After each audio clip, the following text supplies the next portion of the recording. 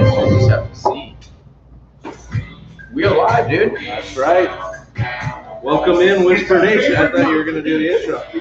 It's still week one. We're still working through it. Welcome in, Whisper Nation, to the Monday Night Football live reaction show right here on YouTube. And the brewery tour continues, Johnny, because we are at Hop Secret Brewing after a day yesterday at Tortuga. We're here with our guys, Christian McCaffrey at Hop Secret Brewing Company. That's over in Monrovia, California. So if you're in the greater Los Angeles area, come on down, win some raffle prizes. We'll be giving away some beer, we'll be giving away some merchandise. And most importantly, Johnny, we're going to be watching this Monday Night Football game, talking about the fantasy football reaction to this game. We've got Lamar Jackson versus Derek Carr, the Raiders versus the Ravens. And we've got just a great opportunity here to talk about the fantasy implications of week one, including a monster performance from your boy, Kyler Murray. Oh, yeah, baby. We're going to be talking all about that.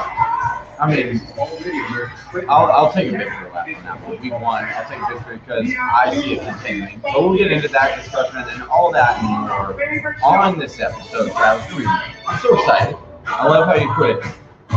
Continuing the beer tour. This is just, maybe this could be your thing. I don't know. It's been pretty fun. Appreciate Hop Secret for letting us post up here. Let us watch this game and give our reaction. We talk through things. Let us know what you need in the comments below.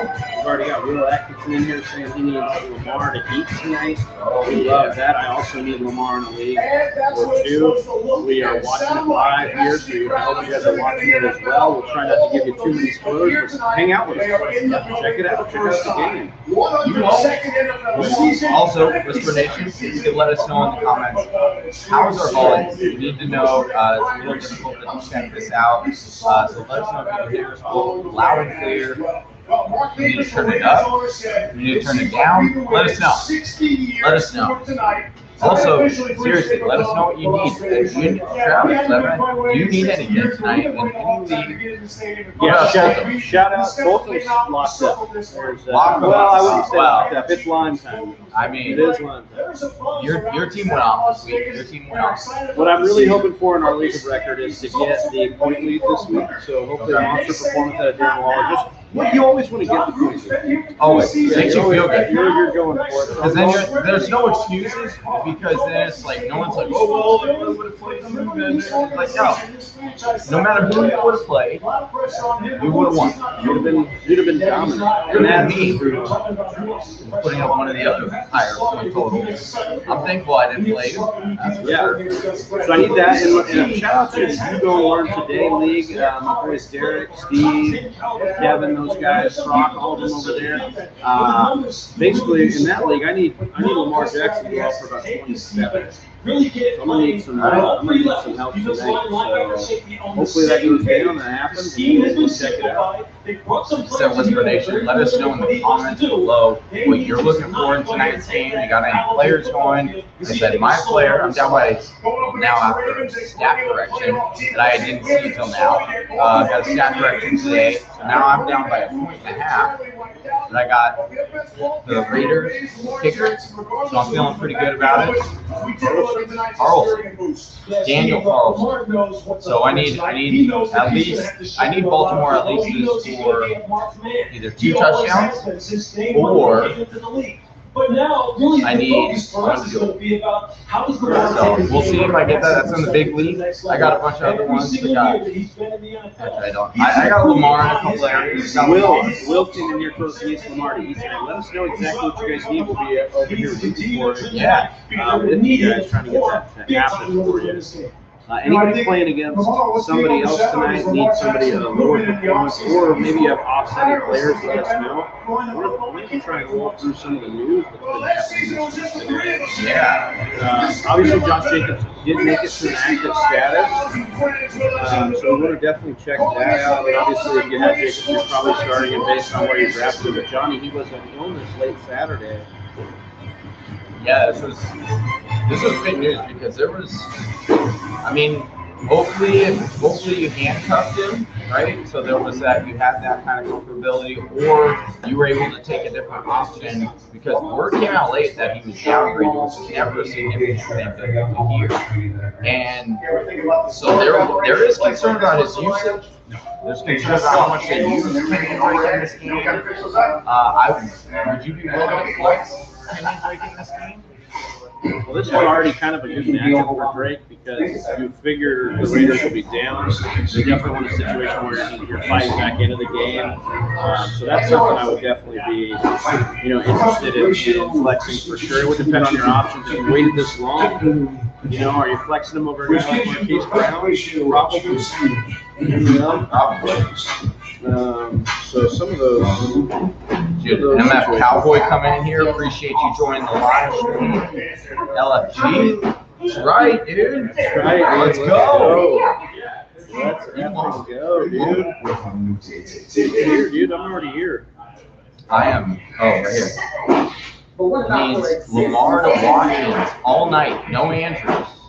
I do have Mark Andrews going in a couple of leagues, although thankfully in those leagues I don't necessarily need him. I've already locked up that win, so that's nice. But I'll be rooting for that for sure. We got Gus Ramos, Gus coming in here. Need Tyson to give me 14 for the win. Wouldn't have had the week 1 already, but my opponent had Tyreek Hill. Yeah, talk about a turn of events, man. That was wild. Even though I had Kyler Murray, Lockett, Swift, got me all the points, Derrick Henry, and Justin got 2 overalls. Yeah, Justin Jefferson we'll talk about. Definitely did not do well last year. We talked about this in the offseason. Last week, yeah. Yesterday, today. Who knows what time it is? I'm saying we talked about Justin Jefferson and his volatility from week-to-week standpoint during the offseason. And so, yeah, we'll talk about that, though. That could be a buying opportunity for Justin Jefferson for sure. Derrick Henry, of course, that Cardinals defense coming out of nowhere. Well, yeah, and then we have the Titans versus the Seahawks for this week. So that was projected to be another shootout here. But the Titans, man, they did not show up at all. No. But that's a good thing if you're a Cardinals fan. Raheem Mostert, obviously some injury news for Mostert. Chipped cartilage. That does not sound good at all. He will be out 8 weeks with that chipped cartilage issue in his knee. You think Trey Sermon's going to be pulled out next week? So healthy scratch. I'll be writing about this in the waiver column, which will be up tomorrow. You guys can check that out. Johnny and I will be doing a live stream, get you set for waivers tomorrow. But I'm really interested in Elijah Mitchell. I am super interested in Elijah Mitchell because he came in, he dominated snaps. I think he played upwards of 70% of the snaps.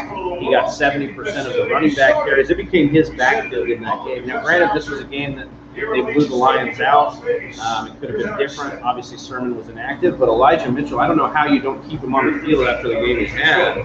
He'll be one of my number 1 waiver ads this week for sure. I do like that one, but I will say that he plays. I'm pretty sure try to look up snap counts here, but I'm pretty sure he plays special teams, so that was why he was available over Trey Sermon, who only plays the running back position. Yeah, but sometimes it doesn't matter. I mean, once you get in there and you show him what you did. Yeah, that's the system. Yeah. Well, the system chose him. The system did choose him. I don't doubt you. I do think that he's worth the flyer for sure. But it is going to be a situation to monitor and what they do with Trey Sermon during the week, what they say as to whether or not it will be. But like you said, if it ends up being him, for as long as he's healthy and he's getting the majority of the carries, he's going to be fantasy relevant, and you're going to be able to throw him in at least as a flex. Yeah, I'm really interested in Elijah Mitchell. We'll see how that goes. Hannon in here saying, "What's up, fellas?" What's going on, Chris? MF Cowboy saying he put in for Mitchell, and I think that's a smart decision here. MF Cowboy asking us if we're at work. So no, we're not at work. Our good buddy Chris and our other good buddy Kai, they own a brewery out in Monrovia called Hop Secret Brewing. So if you're ever in the Pasadena, LA area, make sure you come hit up Hop Secret Brewing Company. They're going to be doing some giveaways of the beer today. giving aways of the beer. Giving I like that. aways of the beers. Yeah. Today, we're also going to be giving away some swag items for those people in person helping us, just grow the brand and create the space, this community where all y'all can fit in. All y'all like MF Cowboy, Will Atkinson, Gus Bus, Gus Ramos, and Chris Hannon, all y'all joining us right now. Hit us with a like button on whatever platform you're in with us right now, and let us know what you need for your fantasy matchups, man. That's what we're here to do is talk a little bit about this game, talk a little bit about what you guys need for fantasy football purposes, and really just enjoy football. This is it. Week 1 is about to be in the rearview mirror. It's amazing. Already. All that hype, all that excitement built up. And some of y'all, I know, already are trying to throw in the towel on your fantasy team, but stick with the Fantasy Whispers. Subscribe over on YouTube. Subscribe on all the social media platforms. We'll help you, revamp that team, even if it is looking a little dicey right now. We can help you kind of regroup and reattack those waivers, get some trades going. Absolutely. We can tell you who to panic on, who not to panic on. Johnny, Rashad Penny re-aggravated a calf injury in Sunday's game and is expected to be shut down for a few weeks. Fully healed. Yeah, I said this yesterday, even before this injury. I'm not even kidding you. When I saw him go in, I was like, I'm calling it quits on the relationship, man. I'm just done being heartbroken. I knew it was inevitable. It's frustrating. And once again, it proves that why Chris Carson was worth the draft capital. Absolutely. Chris Carson dominated the encouraging thing, 3 catches. Yeah. For Chris Carson. Once again. We'd like to see that usage. And that was also in a game where DK and Tyler, where they only threw 25 times. So if they're going to have low volume and be efficient, we definitely like a situation where Carson's getting work in the receiving game. So that's something we like to see. Also, just the Seahawks look good and effective on offense, so you like to see that. Moving on, Broncos head coach Vic Fangio confirmed today the wide receiver Jerry Jeudy suffered a high ankle sprain against the Giants. This was a gruesome injury to watch. The injury is expected to sideline Jeudy for 4 to 6 weeks, per sources. Okay, this one's devastating. Could have been a lot worse, but 4 to 6 weeks is not something. What are you advising people to do? Say they don't have an IR spot with Jerry Jeudy. Well, that's tough. If you don't, hopefully you have an IR spot. You can slide them in the IR and wait. Honestly, if you lost this week, you might have to cut ties with them right now to get a waiver wire stash. If you have, or not even, I wouldn't do it for a waiver wire stash. But if it's Elijah Mitchell or Callaway ends up falling on your waivers, so you talk about probably how he's going to fall on your waivers, but you shouldn't fear what the result was of last week or yesterday's game. We knew it was against a good corner, and so we'll talk about that. But I would not necessarily drop him just for anyone. But I do think that if you need to, you can drop him because it is such a significant timeline, and then hope that you can, and target him a couple of weeks before he's supposed to come back. Really monitor the situation when you're going to do that, and then target him a couple of weeks. That way, before he comes back, that way that you can jump back in and kind of get him before anybody else. But we'll see, man. High ankle sprain, even when you come back, that's a problem. Even when you come back, you're still not the same as you were, Travis. Like, look at Michael Thomas last year. Yeah, the same injury is just something. 1, it lingers, and then 2, the return is just not very great.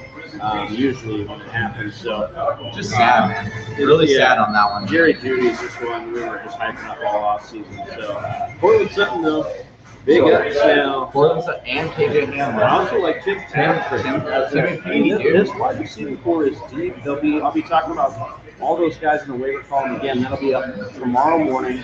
So make sure you're tuning into the website, tuning into us on social media. And if you subscribe over on YouTube, get subscribed right now. We'll be doing the waiver wire show and previewing a little of that article. Kind of do our game of, who would you drop for this player and things like that. So appreciate all of you who are joining us right now. We got 14, including Kathy over here, who's saying the beer is great. She gets it. She's over here drinking with us. So cheers to Kathy. Cheers. Yeah. Appreciator over there. Hey, Monday night, dude. Cheers. We did it, man. We did it. Week 1. Hopefully you're winning your matchup. If you're not, let us know. Look at this, dude. Oh, The Vegas Stadium's got me jacked right now. We got Steve Aoki over there. They're gonna have some. Somebody was talking about this is great. Did you see they had the Sphinx with the eye patch for the Raiders over at what is that, Luxor? Oh yeah, Luxor. Yeah, they had the eye patch over the Raiders eye patch. No way, that's pretty dope. Yeah, I just think it's great. I think with the way Vegas has embraced this team, the way the NFL finally put a team there. Look, I feel for Oakland, I get it. But this is a great opportunity for the NFL and for football in general to have this here. I mean, how jacked are you to go to a game? I really want. I mean, I saw the stadium. They got flipping Bruce Buffer there, dude. And look at that suit, man. Why does he have a player? It is absolutely, absolutely electric there, dude. Look at that suit. Here's the thing. I love how he has a note cards. With bro, you don't know, you've been saying it for remember to say it is time. Yeah, what do you need your note card for? Oh my God, that's you can read off of it. Who knows? Gus Ramos saying hopefully I can get Waddle off Waiver since Jimmy is on the bench. That's not bad. Yeah, if you can get Waddle. Do note, though, that we have Will Fuller coming back next week, so we'll see what ends up happening there. But Waddle definitely a player that is on your waiver that we talked about to pick up because there is some upside there. There's big question. A lot of upside there. As the Raiders take the ball for the first snap here, question coming in from Walker Bates, Johnny.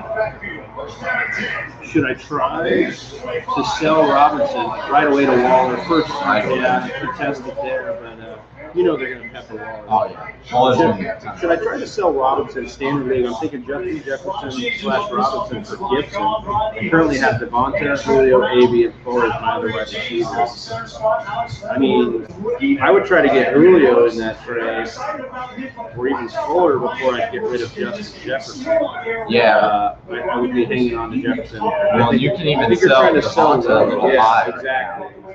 Sell the rookie a little bit higher. Second play here. Derek Carr back for a while here. Hits the fullback. Jon Durst does like these fullback right now. Grinder, dude. Will Atkinson. Knock if you're with him. Ravens team total is 27. Shaded the over. Shaded to the over. Okay. No. I don't like that. Carne asada nachos or spinach dip.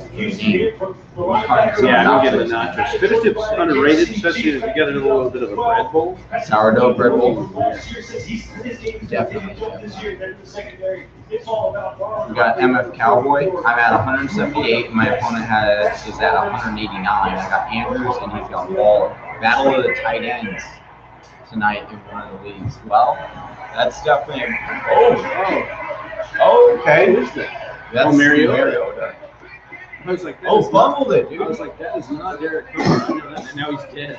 Yeah, now he's dead. Oh, he's dead. Oh, he's like, hey, do you remember what team you're on?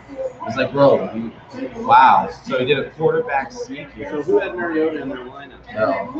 Who had him in their DFS? Nobody. Mr. Miyagi says, trying to get hot since I don't trust Tunyon.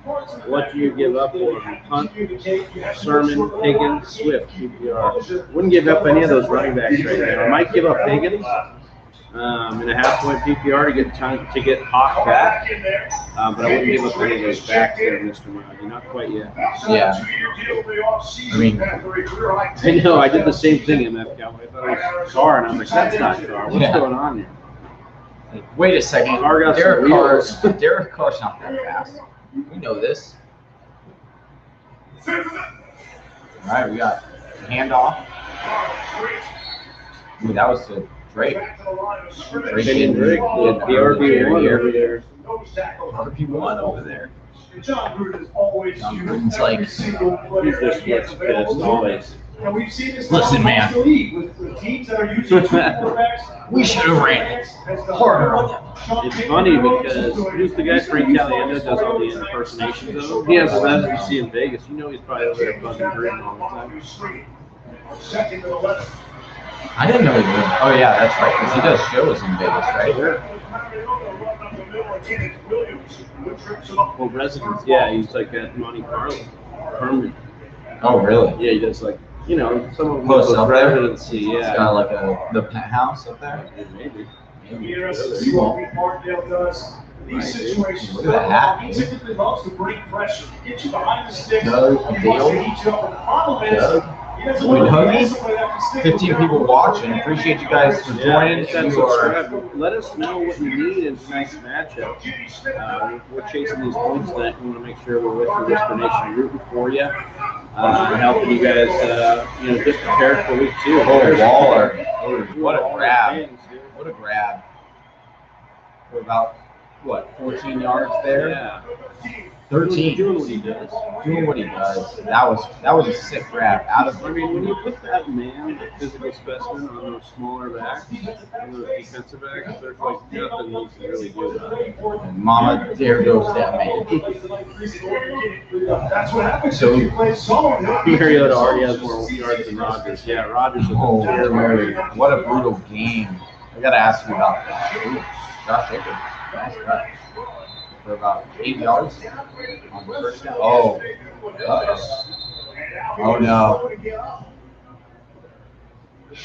Oh, and a lineman. And holding on the line. What an antic run. And the lineman down. Lyman, and Josh Jacobs running off with a limp right now. Your hit list, man, just continue. Should have let Whisper Nation know. I don't have this yet.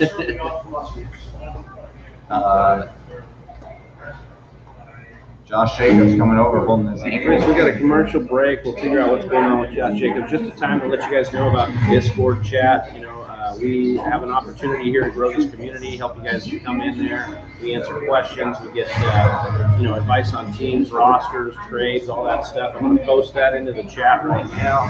Hit that Discord button. Join us over there in the chat. And just join Whisper Nation on all these other platforms that we're able to do. And, be part of it. Help us out. Someone in the Discord just opened it up. Credit said Aaron Rodgers by week 6. And it's a picture of him in front of Jeopardy. Yeah. As the Jeopardy host. We saw another one yesterday that said that you showed me. That was like a picture, and it said, "Wait a second," or no, it was our other buddy Hannon showed a picture of Aaron Rodgers, and it said, "Wait a second." So Green Bay hired the host of Jeopardy to be quarterback. That's right. There was a lot of memes yesterday going on with Aaron Rodgers. 20 of you guys watching with us, please hit that like button, hit that subscribe on your way, and let us know what you are needing tonight for your Monday night matchup. What you need to win your matchup. Let us know. We're calling this game right now. Raiders driving down the field, but they're about to face a long and extended down after a lineman was caught cheating, and then he got hurt. And then Drake got hurt. Josh Jacobs came up with a limp ankle. We'll see. We'll continue to monitor that. Drake could get a big workload here. As we continue to roll through these commercials, just want to talk a little bit about some of the news that's going. The beat writers were saying that Tyson Williams is set to see the bulk of the carries versus the Raiders tonight, so we'll keep an eye on that. And then obviously the big one, Ryan Fitzpatrick is going to be out for 6 to 8 weeks. Hip injuries. Brutal. The tackle was brutal. And this is just so. I do think this upgrades Terry. Josh Jacobs changing his shoes right now. I don't know if it's going to be a serious injury if he's able to just change his shoes out. Maybe he had some grip issues, some stability issues. He's getting that changed out. Maybe Drake was messing with his shoes pre-game. Pre-game, maybe. He was like, "Yo, I gotta flash these up real quick." All right, Drake splitting out wide, which we expected a lot of this year. And he has no idea what the play call is. Just flashed up. Power going deep. Renfro. Yeah, good boy. Renfro, dude. Johnny's looking like. Tell me in the chat if you agree. Johnny looks like Hunter Renfro without his beard. Unreal. MF Cowboy, he's going to IR now. They can go on and get Cam Newton. Maybe. Who is getting Washington. Oh, maybe. I think maybe that's interesting. I thought he was talking about the Raiders here. That would be great. Jacobs back in and now splitting out wide. Interesting. Jacobs now splitting out wide. Let's see what happens here. 2nd and 20. And running around. And getting a target and off the square. It was kind of a bad throw. It was a bad throw. But you got to catch it. Same weather, different ball. Yeah. Right. You see this? Same over here at Kittle. They're asking for Allen Robinson or Monty. Is Kittle worth that? I wouldn't do that. Kittle for Allen Robinson and Monty? No. Yeah. I wouldn't do that. Yeah. Are you worried about Robinson? Yeah, I might be a little worried about Robinson. I'm not panicking, but you would have taken Kittle ahead of Robinson. Humble. Well, this No. drive just ended in the most Raiders. Oh no, are they gonna go for like a 60-yard here? Dang it, that was field goal range, dude. I needed that. Johnny in live time. Out of field goal range now, dude. Oh, unbelievable. I didn't need that. And like when he slid an extra 5 yards to pick up the fumble. Horrible. That was not good. Now they have to climb. Yeah, that was the Raiders drive that had a lot of momentum. It was well scripted until it wasn't. It was very Raiders there. I had the taste of victory within my grasp, and now I don't. So, that's unfortunate. Oh man, I tell you what, dude, the Raiders, man, they just never get old to me. That stadium though, looking great. I mean, No traffic over there. So, like as we talked about, Ryan Fitzpatrick down 6 to 8 weeks. Hip subluxation was confirmed on the MRI. How much are you downgrading the Washington football team's offense? Terry McLaurin, Antonio Gibson. I mean, the usage was where we wanted it. This was a bad game for them offensively. What, are you confident that games would be more like this with Hennessy as the I think he's shown enough potential to me to where I think I'm still okay. Like, I do think Terry McLaurin is still going to be okay. Maybe you can even go and acquire him a little bit on a value right now because of the injuries. But I do think, in general, he's going to be fine. I do think Gibson gets a little bit of an uptick. I do think that they'll use Gibson and run just a little bit more. Like you said, the usage is there, which is what we see.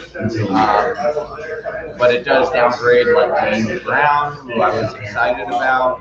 And definitely this overall offense in general, other than, and I think Logan Thomas is actually gets a slight boost as well, because I think that he got a touchdown yesterday, and so I think Logan Thomas is also fine. So basically what I'm getting at is all the pieces that you were playing before are okay. Yeah.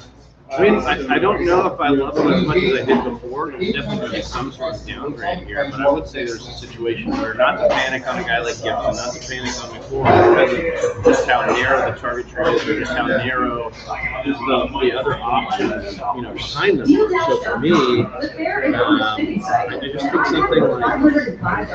something like that for me is just what I'd be monitoring. A little slight downgrade. Yeah, for scoring wise, absolutely.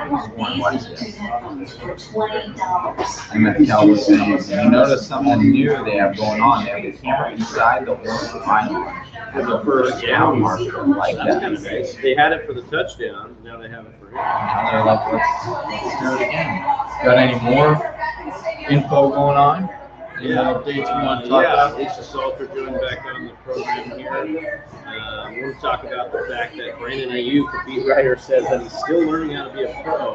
And now we have something developing with Sherfield that some beat writers are saying that from training camp or from preseason to now, basically Sherfield was the better wide receiver than Brandon Ayuk. So Where was this all of training? it's almost as if these guys have fantasy drafts. And I they kept know. it quiet. I mean, I did hear some, whispers and some ghost signals, smoke screens. I thought of Trent. I was like, oh, he's a deep wide receiver. Everything I had seen though on the surface was Brandon Ayuk's going to be the man. He's going to be the #1 target. He's looking great. And then all of a sudden comes out, and I apologize for Whisper Nation. I told you to start him. I was completely deceived. I was completely admit I was Lamar Jackson. Lamar Jackson, scrambling around. Turning the corner. What's it? Ooh. Go ahead and pull up one of my matchups here where I have Lamar. I need to be watching That was a 15, 16-yard gain there. But as I encouraged a couple people to play Brandon yesterday. Yeah, I truly apologize. You did that. Yeah, I truly apologize. And if it cost you the win, I am greatly apologetic because I did not see that coming at all. I don't know that anybody really saw that coming. And I we'll thought just the see how Debo this game develops. was a possibility. This is Right. And a better, obviously Ayuk is a better talent, better prospect than Dante Pettis, but it does have some Dante Pettis stuff written all over it where Pettis couldn't get going. As Tyson Williams tries to get this. Hey, you got a reception.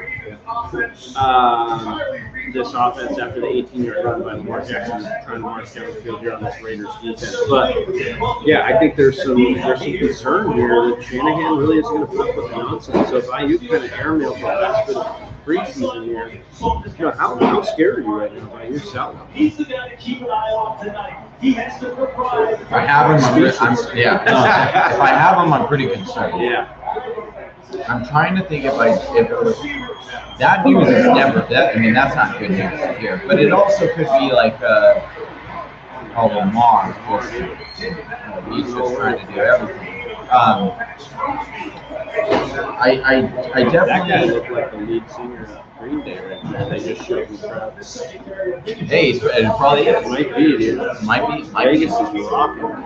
All right, so we've got some chat stuff going on. Mr. Miyagi saying, "Hey, you were right on Ridley." That is one of my better calls, and that was one of my bolder calls too. I mean, it's still early. It's still early. It still is early, but I think it's still early with, we got Trent Cannon in the game now on third down, so we've already seen one situation where Tyson was coming off the field.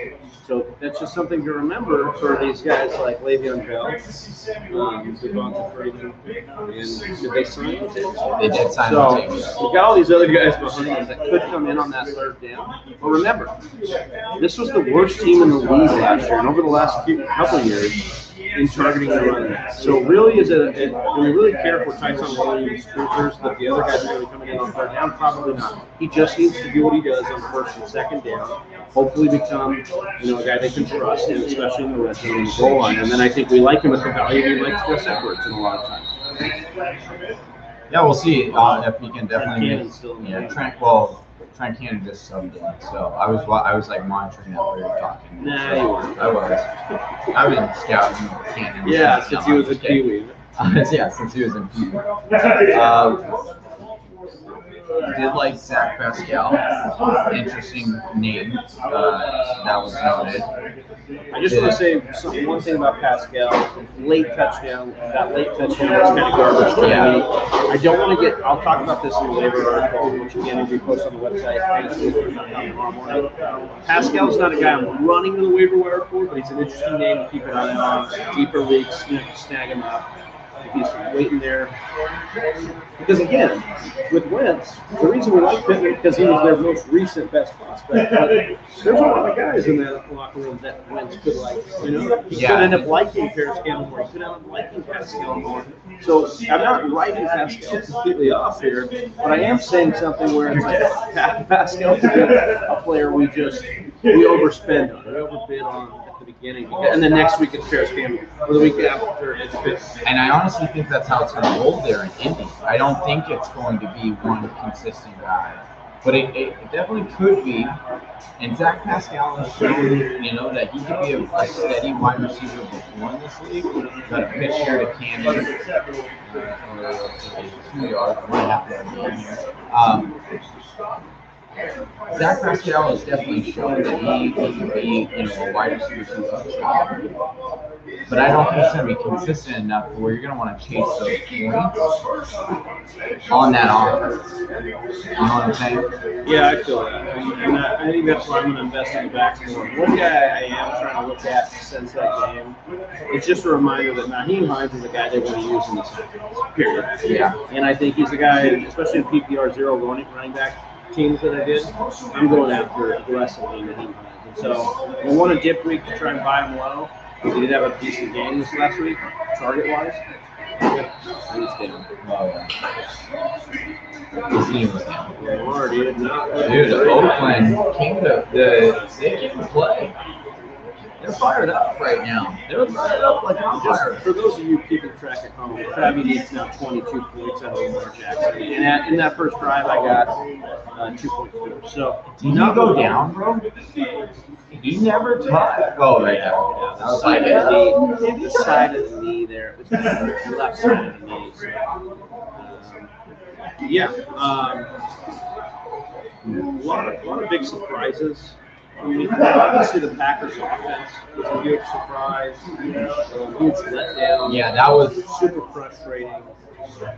Downright pissed off about it. But other thing is that Jameis Winston looks good.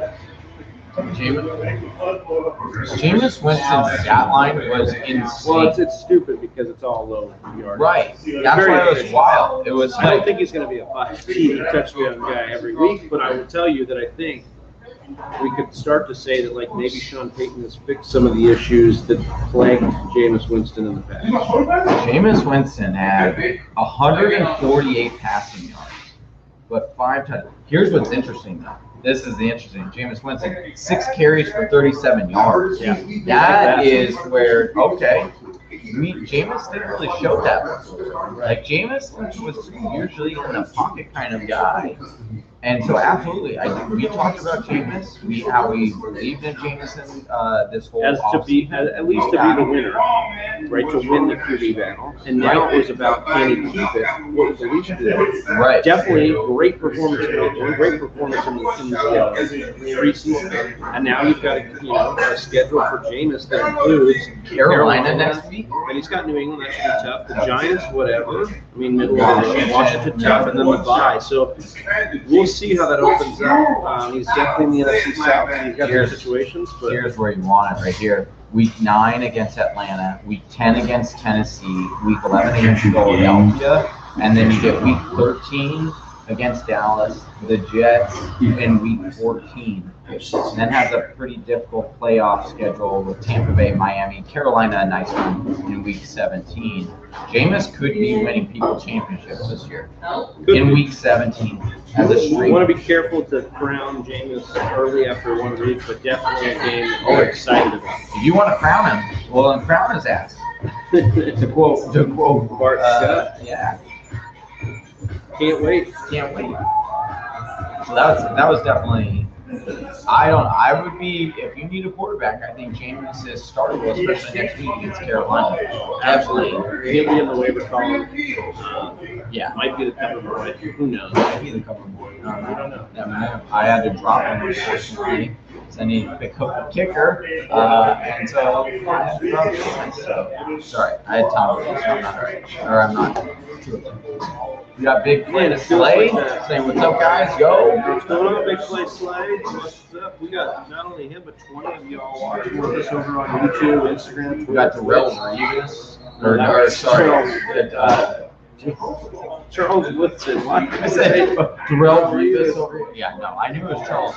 Charles Woodson, I knew. Carr. Oh! Carr almost throwing a pick. That was. Big Travi got excited there for a second. Mr. Waller, it looked good. It did look good. It looked bad. It was quick, man. He dropped in that coverage quick. Look at that. He was nice play there. Still looking for my points, my kicker. So I got a little nervous. I was like, I don't need to right now. Raiders again with the ball here. We're looking to see what happens outside of Waller, and then the breakdown with the running backs as well. How is the usage going to be in this game? Definitely some interesting things we're looking at here. They're going for it again. Waller again. Waller again. Just cannot get anything going. Really frustrating. What's interesting is we haven't seen a single target so far to Ruggs that I can remember, and then we haven't seen one to Brian Edwards either. Two guys that they were majorly hyping up all offseason. Well, again, this is what we talked about in the matchup show, which you guys can get the full matchup show video by subscribing over on Patreon, but you get the audio for free over on Spotify. But we talked about this. Only the Ravens targeted their other wide receivers, less than the Ravens. The Raiders used their tight ends and their running backs. Jalen Richard, a lot of targets. Tip ball. Oh my goodness. Oh, tip ball interception. Yep, we got a pick by Baltimore Ravens defense there. I've watched Darren Waller get targeted on pretty much all of their passing Yeah. plays besides the Renfro, and he just cannot hit Darren Waller. He just looks inaccurate. He looks inaccurate. Are they going to put him Mariota? Maybe. Look at this. Oh, tip ball. He was open. Yeah. It was fine, but he was open. You got Mr. Miyagi, Goat Coors Light commercial.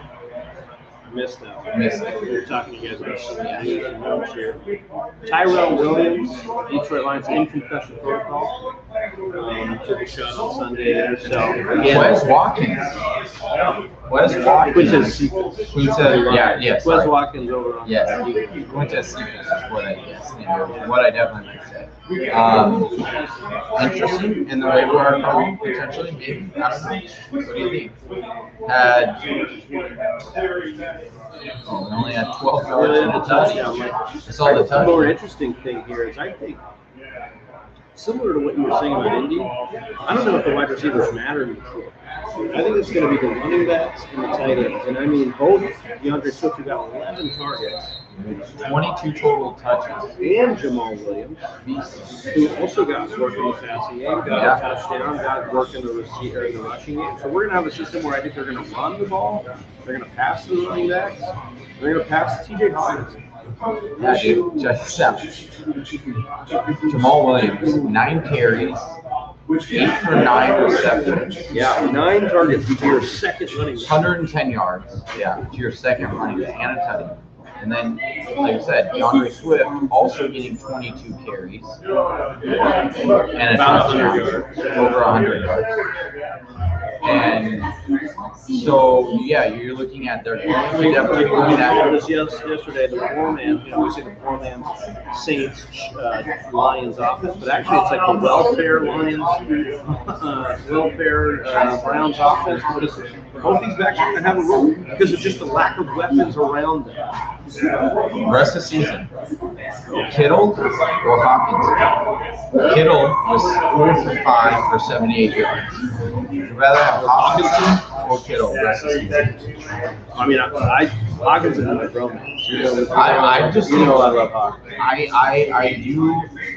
I think Hopkins, there is a very big reality because, like you said, their receivers are terrible. I mean, even Amon-Ra St. Brown, I understand he's 2 for 4 for 23 yards. I think you could drop him. Like if you need to drop him for a waiver guy. But definitely, I think these targets are, like you said, going to funnel exactly through Hawkinson, exactly through Swift and Williams. And Williams is looking like a good value if we know that he's going to also see. If I can get 15, 10 touches out of Williams every week, especially in games where they're going to be coming back in, where he can get receiving work, yeah, I like it. And I like him this week as a sneaky start because it's the revenge game. Playing the Packers. So that's a game you might want to mess with. We've seen from the Packers week 1. is they'll let you do anything. Yeah, man. So, all right. Well, let me. Okay. Do you think week 2 they come out and like just broke them up? Oh yeah, nothing gets you right like playing the Detroit Lions. Nothing gets you right like playing the Detroit. What happens if Detroit wins that game? It would not be good. Maybe Panic meter would be going on. Maybe it'll be my almost upset of the week.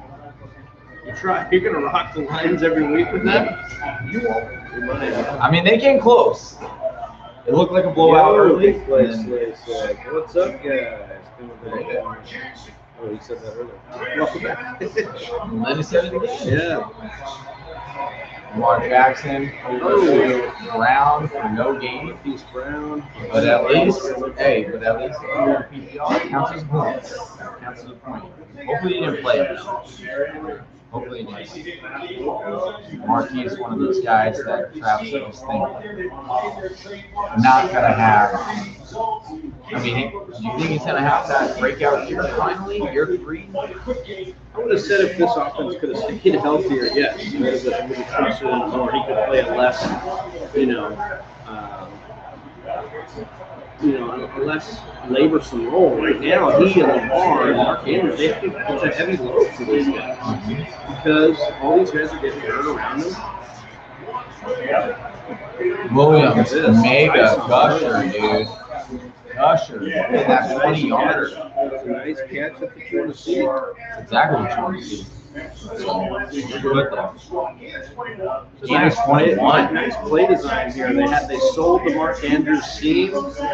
They got the coverage to bite on that, and he comes back across his body through the outlet screen here to Williams. And look, we talked about this. Look, I just said it a few minutes ago that Baltimore doesn't throw their running backs. We don't think that's a viable part of their game. But we did hear them talk about this in the offseason that they wanted to do it more. Now, it's always about if you're able to do what you say you want to do in the NFL. Versus if you're, just gonna blow smoke up our asses. But I think there's a situation here with Tyson Williams. He can show enough. Yeah, this year's James Robinson could be. I mean, he's looking explosive right now. He's looking really explosive. I can tell you for certain he looks more explosive than Latavius Murray. He looks more explosive than Le'Veon Bell. He certainly looks more explosive than Noah. So I can understand why they want to give him the ball more. And what's kind of nice is they probably knew about him before, so it does kind of make me a little concerned about what the Gus Bus upside really was. Because maybe they did have plans for him. Like I said, when they asked Lamar Jackson how they're going to replace J.K. Dobbins, he mentioned Gus Edwards and then Tyson Williams, and it was like, hey, we've got 2 capable guys here. We're not worried about it. Well, then Gus goes down, and now they have Tyson Williams, and then you have Le'Veon Bell and Devontae Freeman. On the sideline, enjoying what we're doing, enjoying the game. Eat some sunflower seeds. I can go get us some. I got some in the car. Burger with pizza. That's good. Lamar Jackson. Oh, first hookup to Mark Andrews for first down. Just short, actually, excuse me. Just short of the first down. First catch by Mark Andrews. I am against Mark Andrews. Oh, we got a 4th and 1 here, and they're going for it. Analytics will tell you, and we know Harbaugh, over the last couple of years has really given into the analytics side of the ball, and he really does the 4th down conversions, the going forward 2, those kind of things, and they give it to their boy Tyson. Tyson, right up. Oh! Oh, bro! There it is. There's our first big play of the game. It's the Tyson Williams play we're talking about. Great run here. Slips a few tackles. Looking great. 35 yards. Just going to check in on Big Travis matchup. See if Tyson Bley here that I can lose. Tyson Williams could be the guy that really does win people some leads here. Yeah. What a treat. This was a great play. He's shifty out there. He's looking quick, looking elusive, looking like everything you wanted out of that replacement waiver wire guy you wanted, So that's why you go for it on 4th down. I think he realized that he saw the camera go over to Devonta Freeman and Le'Veon Bell. He said, I got to get out there and score some points. These guys can't do what I can do. Wow, what a run. That was great. 6 points. All right. Let us know if you have Tyson Williams in your lineups. Let us get us in the chat here. Let us know Yeah, what else, how your wow. matchups are looking after that score, if that affected you in any way. That was, were you able to get him in any leagues? I was not. No, I unfortunately was not by the time news broke. And that's the problem, man. People just get good. The industry's getting savvy. They're getting creative. They're snagging them up. That's good. That's good on you. That means you guys are listening to Fantasy Whispers. If you like this fresh fantasy football content, make sure you hit that subscribe button and weigh in on whatever platform you're on. Follow us. And turn those notifications on. We'll be doing this every single Monday night, getting you ready for the week, but also talking a little bit about football that's on, talking a little bit about football that happened, which we will continue to do as well. We'll work through some of these games. So that affiliate land, we need to go back to that. I want to talk a little bit about Jalen Hurts, who in a 6-point touchdown lead scored 34 points. 264 yards through the air, 3 touchdowns, got 7 carries for 62 yards, 27 of 35. That's a pretty good completion percentage for the man who wasn't supposed to be able to throw. Obviously, we know this is an Atlanta defense that struggled mightily last year. It's probably going to struggle again this year. But we can't knock Jalen Hurts for doing his job. And we got to talk about how he went out there and did it. Not only that, but once again, during that sample size stretch, at the end of last season, what did we see? We saw him average 60 yards rushing per game. And what does he get here? 62. Is that a surprise? No.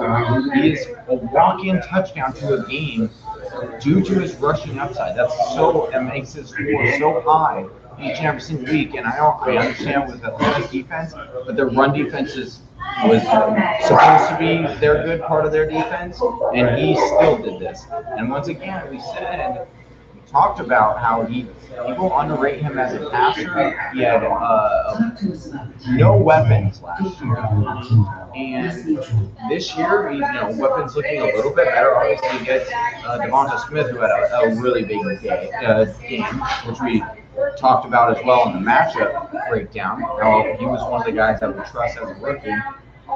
And I just think Justin Hurts is going to, or Jalen Hurts, is going to be one of those quarterbacks, especially during these first 5 weeks. If you've got him, you've got to play him because he's got great matchups. He's going to win people some fantasy football games. And then the schedule does get a little bit more dicey halfway through the season. But again, don't worry about that right now. Just win the games now if you can and get them in your lineup if you have them. He is going to continue to do this. He's going to continue to be good because of that high rushing upside. With Travis, I will say, next week does play San Francisco 49ers defense, but we did see Goff was able to move this. And what did they do? They were dumping it off a lot to the running back, which is what Philadelphia was doing yesterday. So I think that Hurts is going to be fine in that. Look at this: Dallas, Kansas City, Carolina, great matchups. Yeah, and you were just talking about Goff here. Goff's situation, actually scored more than Hurts this week. So to Johnny's point, still was able to get at that San Francisco offense. And I think the ability to run the football is going to add an element here. Speaking of running the football, Josh Jacobs ripping off a first down running here, 13 yards, 14. We'd love to see that. And I just think this. The quarterback situation obviously so deep. Goff is an interesting one because the team not very talented, but was able to do that. If he's going to be able to comeback games, I think of Blake Bortles a couple years ago. Yeah, garbage time. Maybe he's going to be a garbage time guy that could be a good bye week filler. Obviously, only 1 week. I don't want to be messing with throwing my hat in the ring for Jared Goff, but just something interesting there. But yeah, Jalen Hurts looks like the 10th quarterback on the week, 7th quarterback on the week. Your boy Kyler Murray leading, Jameis Winston second with 40 points, Tom Brady in 4th, Russell Wilson got it again. Just some great performances there. You look at the wide receiver position. We talked about Tyreek Hill a little bit. Debo Samuel. And we were talking about Sherfield here, but I want to talk a little bit of love for Debo Samuel because he got written off when I used him in this lineup. Obviously, spent a lot of last year hurt. Oh, Waller. Every time he throws to Waller, man, it's just he's not look good. No. Waller. 6 targets already? Yeah. One connection on one. 1 for 6 for 13 yards. Yeah. He's going to get 20 targets in the game. I hope so. It's the first quarter. I hope he gets them. Well, we were talking about tight ends with Hawkinson, right? Hawkinson leading all tight ends with 10 targets right now. Waller's coming for that forward right now. Yeah. He's definitely going to try and get that. Big shout out to Chris McCaffrey, Hop Secret Brewery. We're here in Monrovia hanging out with them. We love it. If you're ever in the LA area, and another target, that's 7 targets. Connected on one. 1 for 7. This is wild. They are not going to anybody else. He does get away with a little grab, but go to somebody else. Like, I get it. Dude, they're like double teaming him every time. You claim that these wide receivers, Bryan Edwards and Ruggs, are like really standing out in practice and in training camp, and then you're gonna not target them in a single. And Peters is out, by the way. Humphries is also on Waller, which is their best player. Makes 0 sense. Well, you know, I've been waiting for Johnny's guy, Bryan Edwards, to come in here and really make, take some threats away. Yeah, we'll see. So take some coverage away. Got Justin Henry Ruggs. I've not seen a single manufactured touch for Henry Ruggs after all offseason saying manufactured touches, manufactured looks for Henry Ruggs. I've seen no such thing. It's very frustrating. Very frustrating for sure. Got Just Incredible saying you can't hear us. No, it's not good. Are you sure, Justin? We haven't heard anybody say anything about that yet. So maybe we'll mess with that. Appreciate the input. Could be a little loud in here. Now let's start this better. Do our best. Unfortunately, we can't hear back. Can you please? Dude,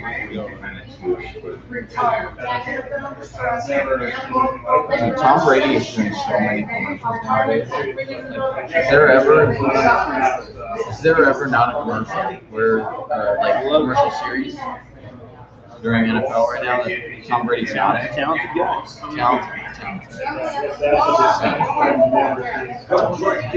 Let us know, Just Incredible, what you need from your fantasy team for tonight's game. Hopefully, you don't need a big game from Darren Waller because he's not getting anything. Yeah. Just, I mean, definitely the background's going to be a little loud, but we're out here live at Brewery, hanging out. So, Top secret. if you're ever in the LA area, come on down, check it out. And if you're in the LA area right now, come on over. We'll be here for a couple more hours watching the game, doing some giveaways. Come on down. Yeah, do it. We've got about 20 of you guys watching. Make sure you're over hitting that subscribe button on your way in, hitting that like button, and following us on every single platform we can. We're doing that live fantasy football content daily. Tomorrow we'll be doing the waiver wire preview show, so we'll be getting ready for waivers when they come in as well. Jacksonville, Houston. Everyone thought Houston was going to be tanking Big Travis. Everyone thought Houston was going to be the worst team in the league, and yes, they come out with a bang. Tyrod Taylor dialing back the clock, saying, "Don't forget about me yet." Throwing for 291 yards, 2 tutties, 4 carries for 40 yards. Travis. So Tyrod Taylor your number one pickup? Waiver wire? Quarterback position? No. Against Cleveland next week. Definitely, yeah. I'm definitely going to be looking at a revenge game for Tyrod Taylor. Yeah. I was going to say, you should have never passed on me for Baker Mayfield. I'll definitely be in a situation where I'm taking a Jameis Winston above, him, Jared Goff, maybe, and Tyrod in different situations. Could be like either of them, not a great matchup. Really, we're doing two QB. All right, you ready for this? You ready to? I'm sorry to spoil your dinner. You're about to eat. But Mark Ingram, 26 carries, 85 yards and a touchdown. Gets a target for. Oh my God, they're first carry for Latavius Murray just gets destroyed, Blown up. Mark Ingram.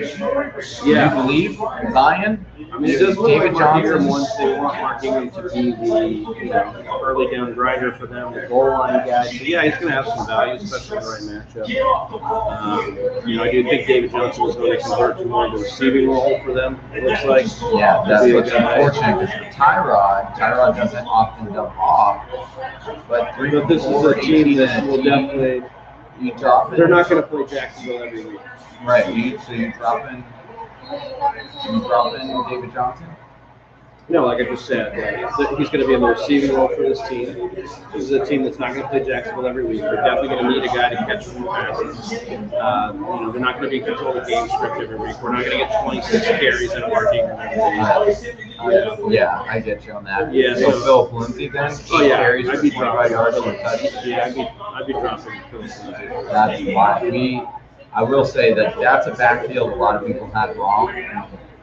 I mean, we'll see if that continues. It could be swapped around every single week. That sounds nasty. In this game right here, the Raiders just need to set up because I've seen nothing out of Lamar Jackson to prove that they're going to be able to push the ball in. So stop Mark Andrews, stop the run, and you might have a situation where you can stay in this game. Now get your car, you get on the same page with his receivers. Let's see. We got Lions, Packers, and next Can he throw to anybody else but tight end? I don't know. Maybe that's the ultimate secret. Is that secret sauce? Secret sauce. So, we got E11 coming in here saying I got Ravens. Defense, yeah. It's a good start this week for sure. Good start. I just see one field. Where did the Raiders get Oh, don't even say that. Man, this sounds like good. Let's hope that doesn't happen. I will be so sad. At this point, the Ravens know exactly where they're going. They're going to Darren. They know that. I just don't understand how you pump up this guy. Well, I get some of it's coached. But also, there is. Is there an echo in this room? Because you just said it now. So where's Brian Edwards? I'm asking. Been hyped up all over. Where's Ruggs? Where's Hunter Renfrow? He's right here. He's got a target. Yeah, Renfrow does have a target. Not a very good one. I mean, it was towards the end zone. The car is just not looking accurate. All right, Josh Jacobs is his second target. That might equal all the targets he got last year. No, I'm just kidding. But we'd like to see that. I'd like to see if you're a Jacobs trooper and you've been trying to downplay the Drake signing, you're looking good so far because I've seen Drake in on 2 plays. Yeah, that is definitely a major pickup.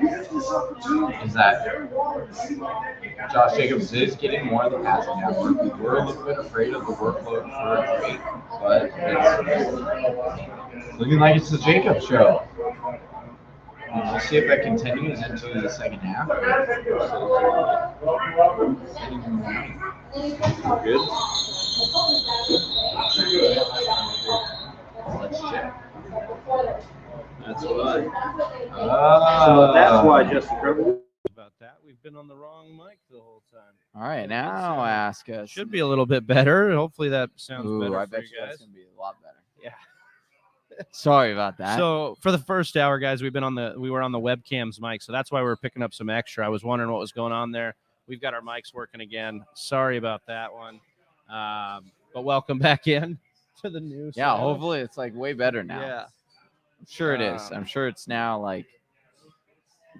I'm just gonna take a peek and see what the stream looks like. What It sounds with like the good blitz. Lord, man, this Baltimore Ravens defense just swarming them. Solid. Yeah, just incredible. If you're in with us still, hang in with us. Let us know how if you just hear our mics and hear us a little bit better. I can't believe it. Yeah, way better now. Oh yeah, all right, perfect now. Will Atkinson says. There we go. That. Thank you, There Will. we go. Yeah, sorry about that, guys. Just kind of dealing with the technical difficulties. New set, obviously. We're over here at Hop Secret Brewing down in Monrovia, California. If you're in the LA area, come on over, say hi. If you're ever in the LA area, check out some of their beer. Got the new cans going on. This one here is the Deep Space Double IPA. Oh, fumble! It's a great beer. Oh, we had a fumble here on the punt return. That's wild.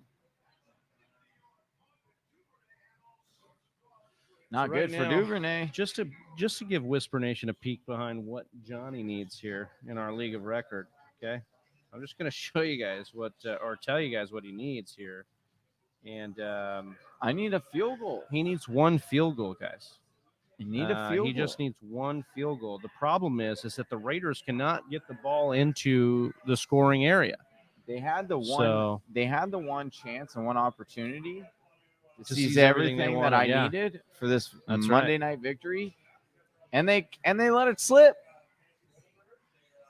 They choked it up. Yeah, and that's not good. I don't need that. So hopefully, they get in position again to score yet another field goal. That's what I hope. There we go. Yeah, now that audio sounded nice. There we go. Real nice, Clark.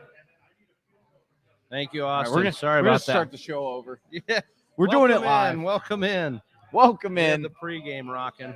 So let's do this. Oh, here we go. Austin coming in, letting us know what he needs. Austin will be on this show regularly, guys. Just so you guys know, Austin not with us tonight, but he will be in on this lineup show. We won't always be doing it live from a brewery. We will be streaming with you guys. But Austin says, need Lamar and Tucker to outdo Jacobs by 9 points. So I don't think this is. Did you just say 90? No, 9. 9, which would be 90 yards. Oh, yeah. But need Lamar and Tucker to outdo Jacobs by 9 points. This one should be okay with the quarterback, but we've seen kind of a low-scoring affair so far. Remember, this over-under was 45. If you smash the under on this, you might be looking all right now. We'll see if it opens up.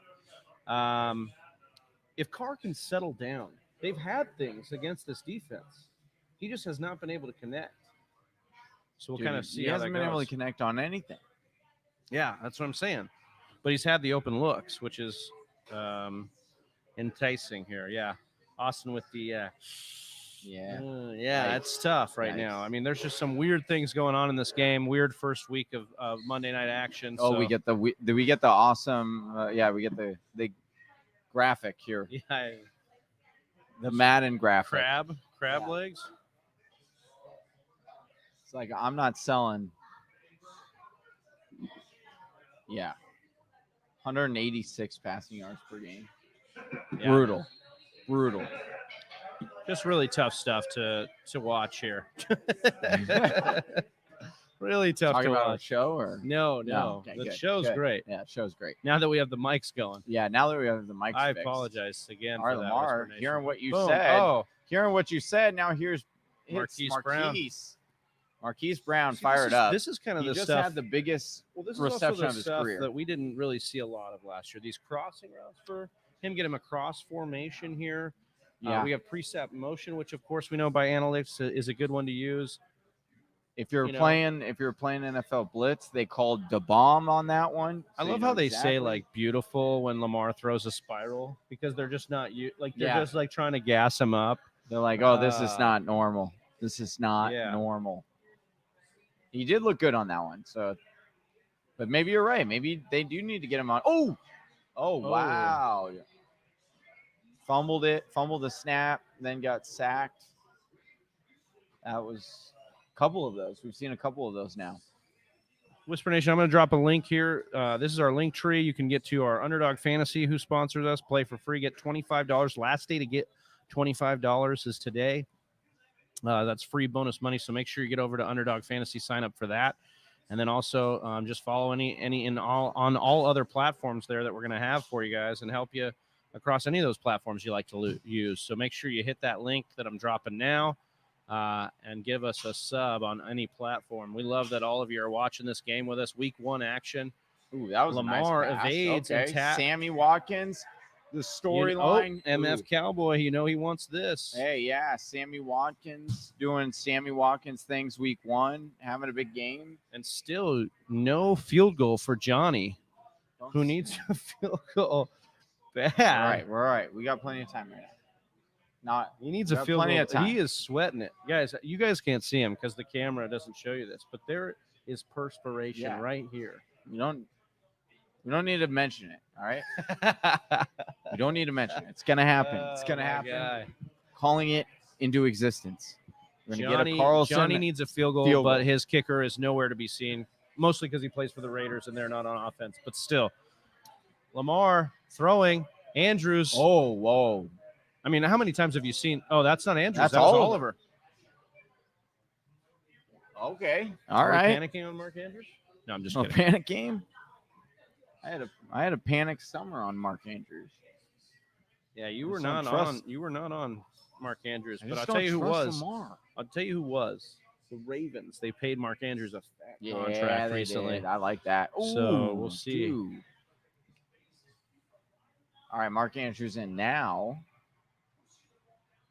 So is Tyson Williams.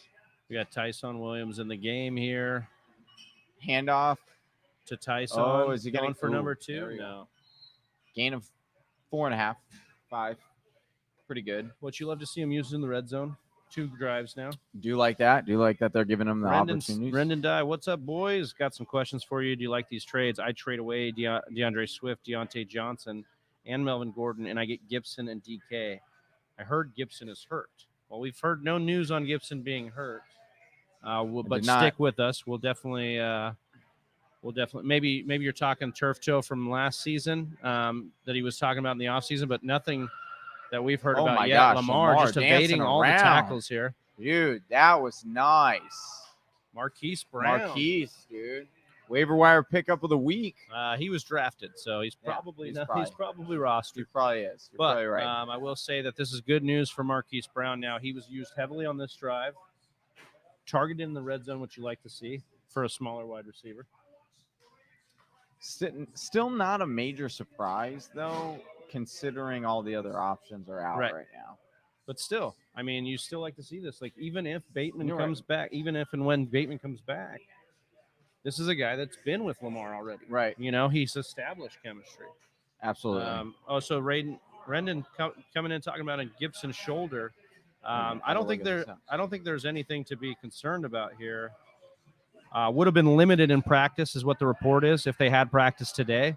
I don't think it's anything to have concern about majorly till he misses practice time, Rendon. If you're trying to trade away Swift and Deontay and Melvin to get Gibson and DK, I don't mind this trade to upgrade in Gibson from Swift. But I will just say Swift's 11 targets. 11 targets to a running back, guys. Is this PPR? That's what I would like to know. Because if it is PPR, I would not do this deal. Because despite, I'll give you, DK is a much better receiver than Deontay. But I don't think there's going to be many games where DK gets you 10 targets or 13 targets. And so, I think you're giving up, especially with Swift, getting that amount of targets. Again, if it's PPR, I think I'm staying with what you've got. Yeah, so to Johnny's point, DK last year, only 3 games with double-digit targets. When we look at Deontay Johnson, he had 1, 2, 3, 4, 5, 6, 7, 8. I mean, we can count actually fewer 1, 2, 3, 4 games that he played more than 75% snaps where he didn't get 10 targets. So got 10 targets yesterday. Yeah, I mean, Deontay definitely is going to have the targets. I think, the upside's definitely better with DK, especially with Ben. Ben did But Ben did not look great yesterday. No, he didn't look at. But it is a good Bills defense. But what I will say though too is that I do get what you're trying to do with selling high on Melvin Gordon. I do think that's the right move. I think you do try to move him off this major game because I'm not saying Melvin's not going to be able to do this again.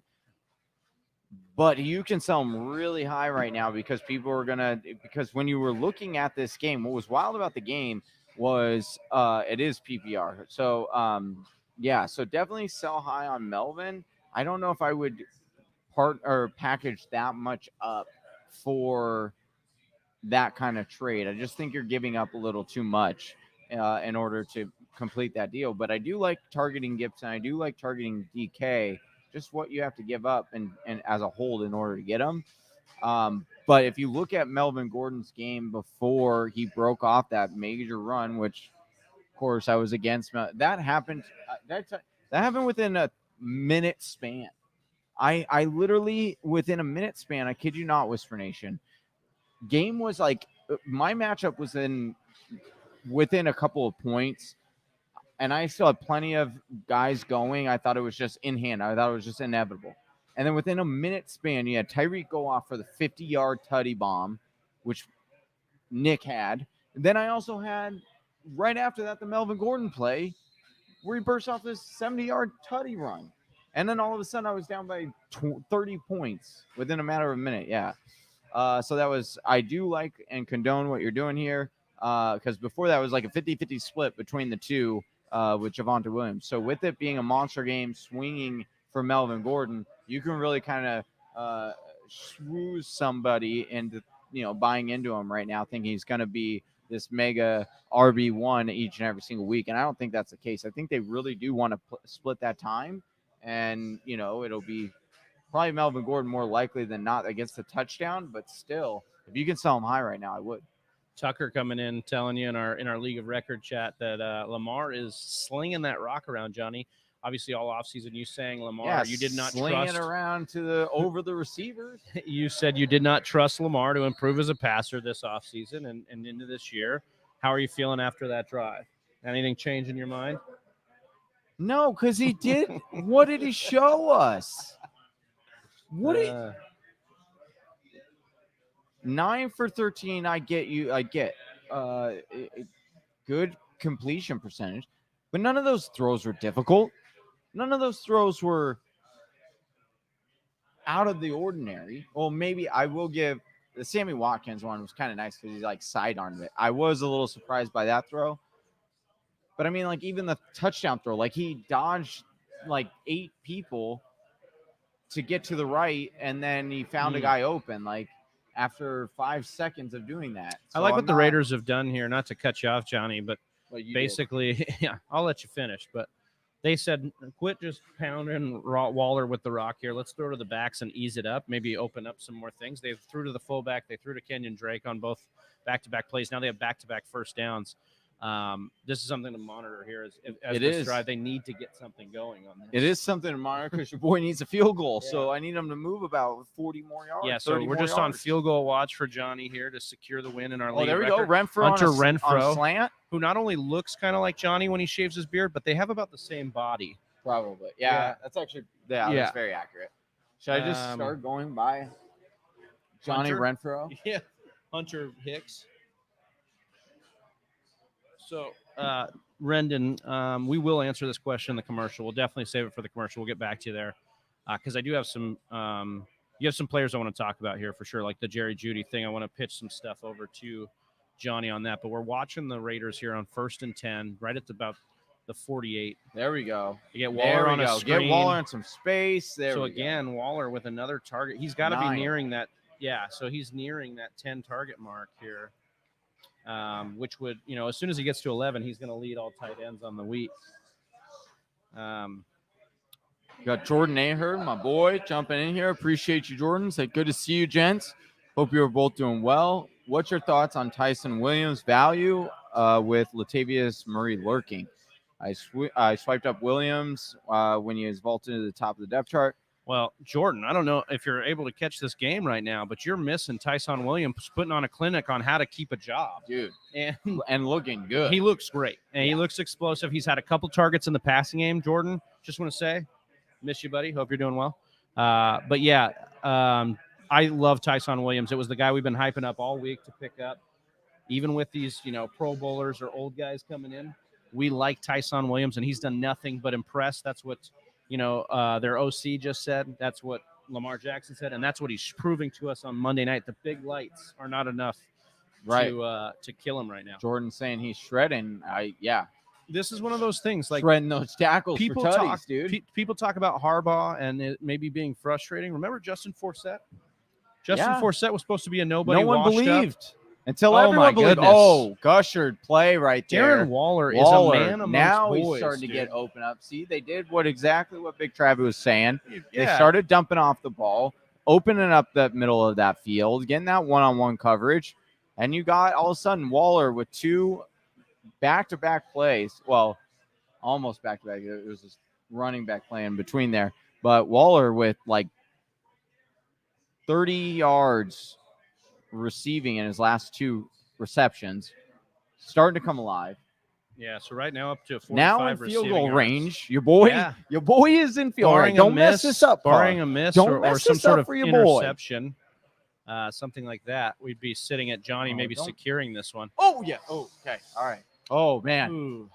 Ruggs almost dropped it right into the lap of the DB there, man. I got a little nervous there. I love how Carr talks to him like, hey, I threw behind you, but why didn't you catch that? Yeah, dude. Like literally, dude. What? He's like, can you lead your receiver, please, Carr? Man. That's some tough stuff. All right, we need 2 more incompletions here. We did not forget about you, Rendon. We'll get you on that commercial break. This drive actually, heating up for the Raiders here, so we'll definitely get you. Everybody watching, hit us with that like, hit us with that subscribe, and let's see if the Raiders can get into the end zone here. Waller. I'll tell you right now, man. This has been a Waller drive. The Waller is the way this team moves the ball, period. Waller just being a target monster once again. I mean,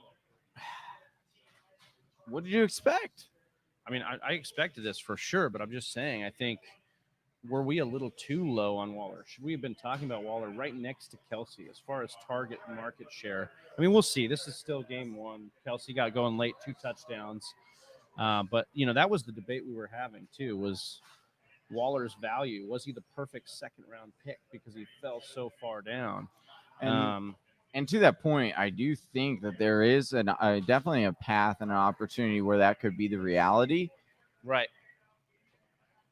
And especially with how this is looking. Where Hawkinson's target market share, ends up. Right.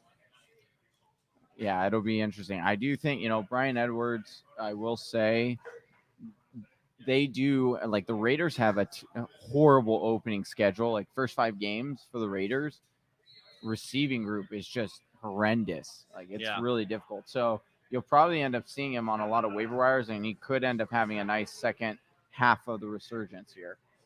All right, 3rd and 2 here. Let's see if the Raiders can get anything done. All right, here. we need a stop here, dude. Do you go for the first down?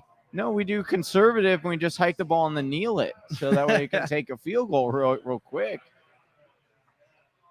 Oh, that's he was all over him, dude. He was all over him like a sack of potatoes. They couldn't call that flag fast enough, man. Oh my goodness! We got our guys at the bar here asking for the all flag. over. It was a Derek Carr for Renfro.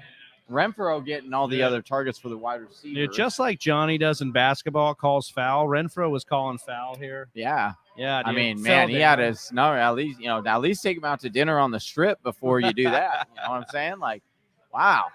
Take him to a little cheesecake factory or take me to cheesecake melting pot or something, dude. At least give me some of that panda or something. First and goal. This has got to be a Jacobs plunge here, right?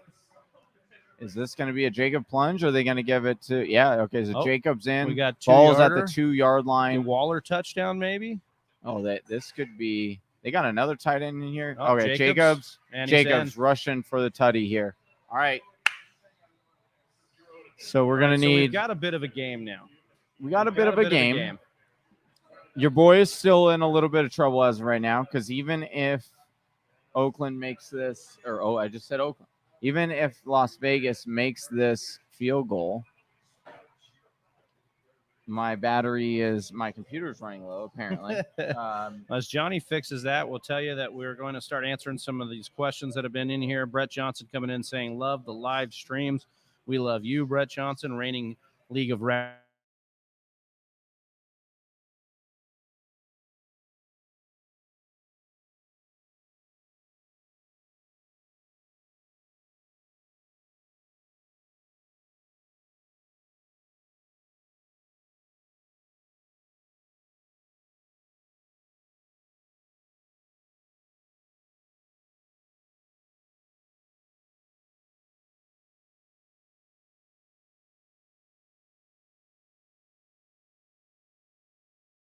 All right, so I'm here with Spur Nation, but we've got a situation arising with Johnny as that.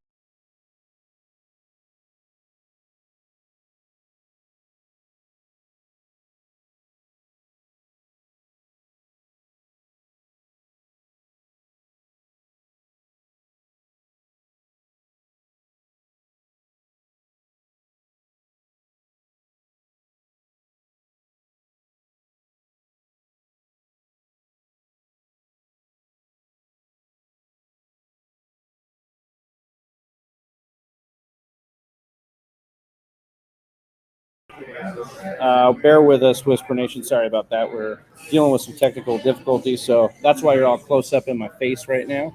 But Johnny is dealing with that. We'll get back on the stream here, get back on the right mic and all that nonsense. So here we go. You're back. Just refresh it.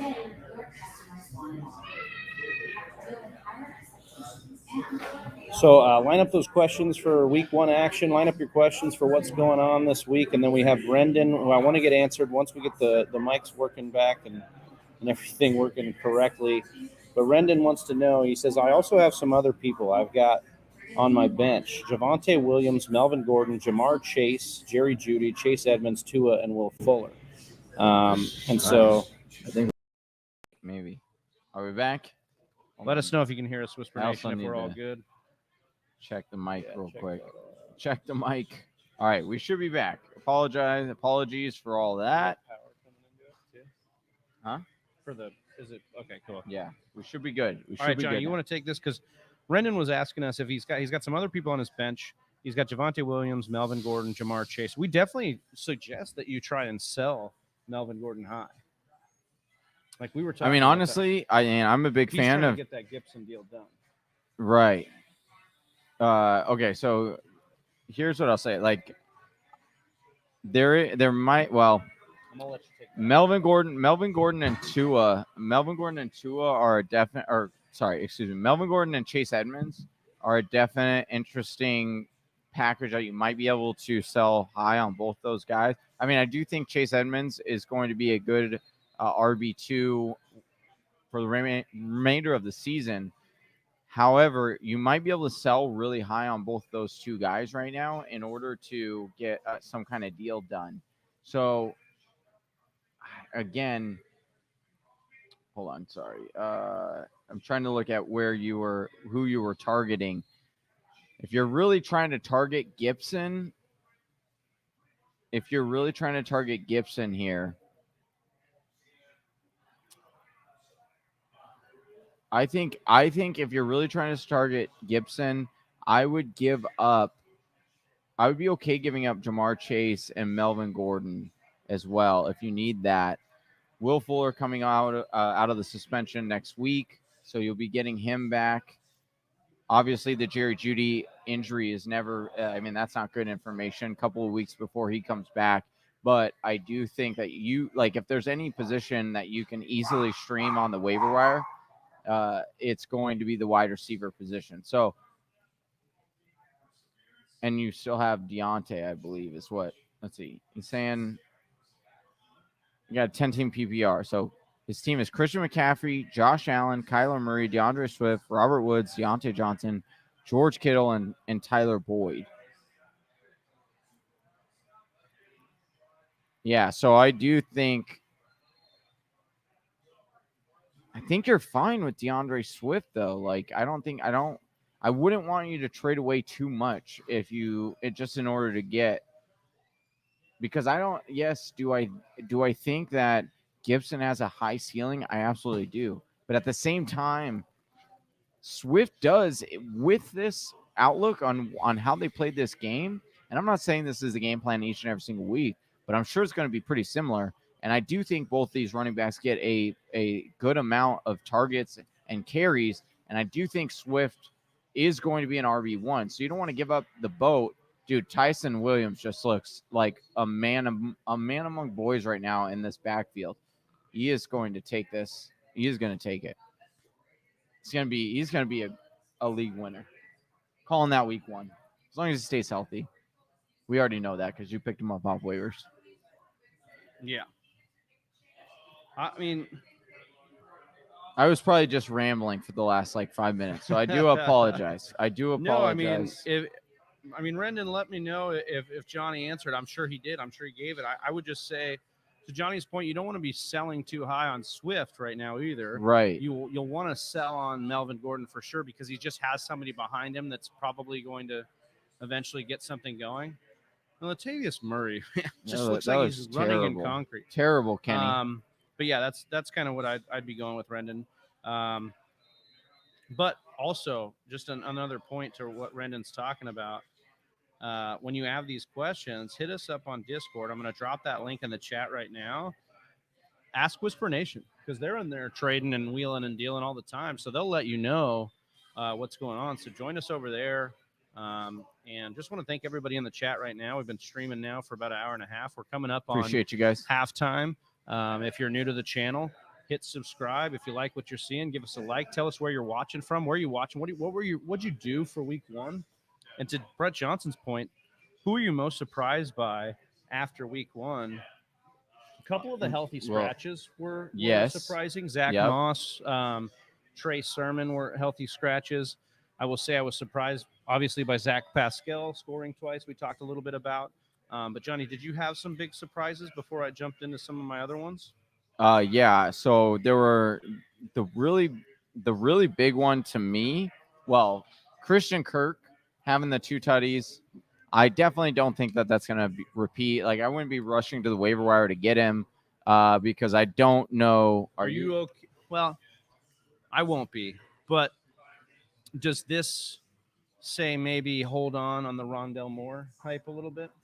I don't think it does, because, and I'll tell you why. Rondell Moore was targeted in the end zone, and it was slightly overthrown. And I do think eventually that Rondell Moore is going to take Christian Kirk's spot full time. And so I do think that this is just I think that shows the true potential of what Rondell Moore could get to. Even Rondell Moore had more points. Rondell Moore, same amount of targets, 5 targets as Christian Kirk, 68 yards. So just a couple yards short of Christian Kirk here. AJ Green getting 6 targets, 2 receptions.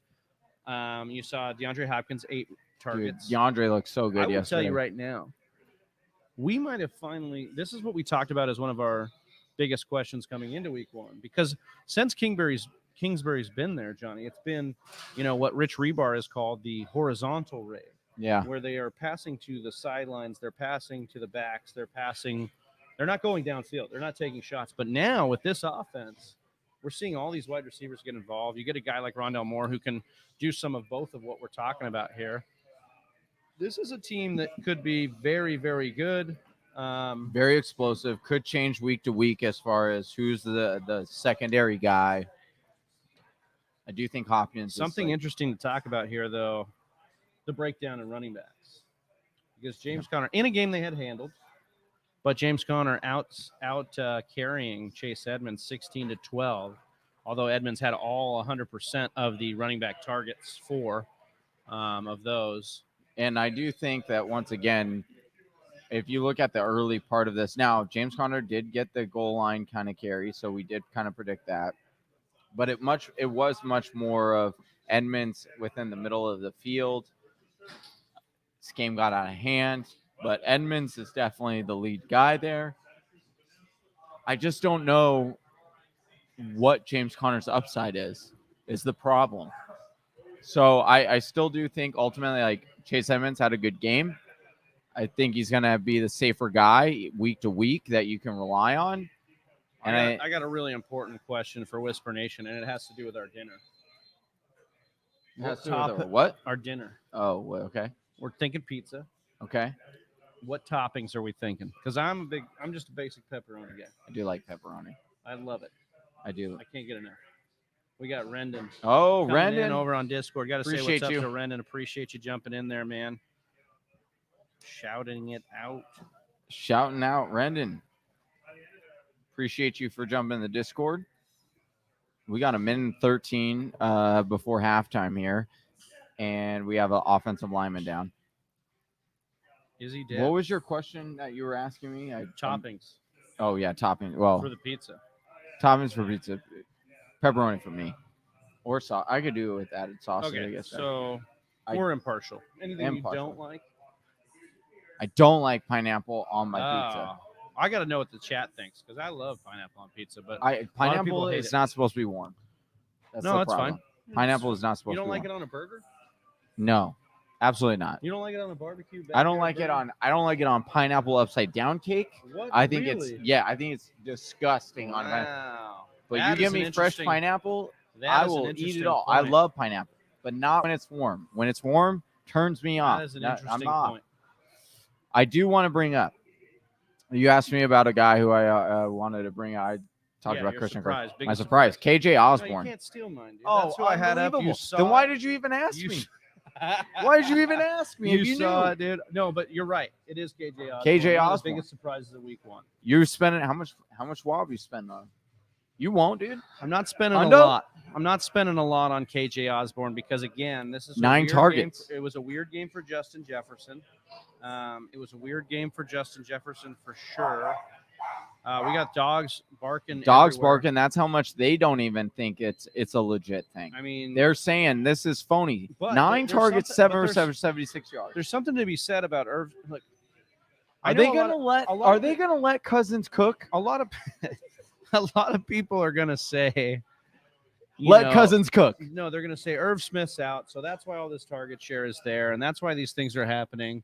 And to me, we talked about this before. Target market share. Look at Kai just trying in the background, trying to get. Hey, give a shout out to Kai Whisper Nation. Canning it up, just continuously working. Yeah, because that's what he does. Check out these new cans. They just got this done here. They got it right here. Oh yeah, they're right there. But check them out. Check them out. That's beautiful. Top secret down here in Monrovia. If you're in the LA area, Pasadena area, come check them out. If you're ever visiting LA, come check them out. Tyree Phillips. 3rd round pick in 2020. That's not good. So that's a big blow. Another this one. Is a lot. Yeah, the Ravens, man. What is in their water? Dude, I'm getting away from it. I'm gonna wait. Look at this. They're saying listening, there's like 10 injuries. All torn Achilles and ACLs. Stay away from Baltimore. All right. Let me know if you are staying away from Baltimore players this year. Because I am. All right. Yeah, but I agree with you with KJ Osborne as being one of the biggest 4th and 1. They're going for it here. And Latavius Murray gets stopped short. Oh. And so now Johnny, with 2 timeouts, the Raiders will take over on their own minute 30th. This is like calling for a field goal here. Calling for a field goal. Sorry, I got to look something up because my wife needs to pick up our dog, Potter, from Troy's house. So I got to give her the address. So excuse me, Whisper Nation, while I look this up. Excuse me. Yeah, so KJ Osborne would have been my number 1. Oh, now he would have been Travis's number 1. I will say right now, Sam Darnold out there dealing a little bit. Looked good for that Carolina Panthers offense. Not a huge surprise because he wasn't over the top. We talked about the Texans offense getting things done. That team getting things done. So definitely a surprise there. Trying to think what else. As the Raiders look to drive the ball dark. here. Oh! Hit him in the hand, dude. hit him in a bad place. Hit Darren Waller Right in the hand. 15 to 20 yards down the field, right in the red basket. He did go behind him again. He's throwing behind his receivers. Why is he doing? Oh, he's trying to one-hand it. That's why. Don't one-hand that. Don't be a hero. Yeah, but he's also Don't be the hero that he we all threw need. it behind him. Just be the one we deserve, okay? Yeah. Come on. He threw it behind him. Your boy needs a field goal. So that would have 11, been field goal 11 range. targets now for Darren Waller, who will lead all of tight ends after week 1 in targets. So just what we thought with Darren Waller. Where Exactly what we thought. Situation where he's just going to be targeted like crazily in this offense. So Target monster here. We got Will Atkinson asking we got Cortland Sutton Kayla in the background getting Cortland Sutton popcorn. up because of Jerry Jeudy or down because of only 3 targets. I thought she might be helping Canning. She's not. I do want to say that Cortland Sutton will have better days. Don't significantly buy into the 3 targets. I think it was a down game for him, but also note that he is expected to come back a little bit slow from this injury. That is what we've seen time after time with these players, is that they slowly come back and work their way back to playing. So don't give up on Sutton yet. Better days ahead for sure, especially with Jerry Jeudy out. Also, thumbs up to KJ Hamler is another guy that we do like getting an added chart, as well as Tim Patrick looked phenomenal. We liked Tim Patrick last year. Also a solid receiver last year. Derek Carr hitting somebody, I don't know, Jacobs, Jones. Oh, Renfro, you got to hang on to that. Listen, the Raiders are trying to do it for your boy. The Raiders are trying to get in field goal range for your boy. So I think they're trying to figure out how to throw it to people and have them catch it. That's really what they're trying to figure out here. Well, they could, maybe. I just want them to do it and get in field goal range. All right, here we go. They're at the 49-yard line. Baltimore's 49-yard line. 39 seconds left. 2nd and 10. Carr going deep. Oh, PI, baby. Oh, what? Oh, that's an uncatchable ball. Oh, he's for one. Uh-oh. Cramp. Ruggs coming up limp with a cramp. Or grabbing his calf, but it looks to be a cramp. Well, see, that's what happens, dude. That's what happens when you get warmed up for a game and then you're not called upon for another hour and a half into the game. Yeah. You get sore. A fact. All of a sudden now you come up with a cramp because you weren't ready. This is an interesting point we were talking about, and we'll get into this actually in halftime, but if we have the ability to bench our real players just because we don't want them to get hurt, you're like, you're already up in your fantasy matchup. I need to be able to sit 35, Renfro to the 35, dude. Are we going to get a field goal? I don't know, man. Your boy got you down by? 1 point now. Well, less than a point. I either need a field goal or an extra point now. So I need a score, some kind of score. And Renfro just got to the 35-yard line. So it's as of right now. So this is the matchup, guys. 120.81 versus 121.06. We are talking about a field goal or an extra point being the difference between Johnny winning week 1, being undefeated, or being defeated. Oh, and completely defeated, because I'd be the highest scoring losing team of the week. So it's like, that's what's on the line too. It's not only like the game, but it's the loser of this game becomes the highest scoring. Get out of bounds. There we go, boy.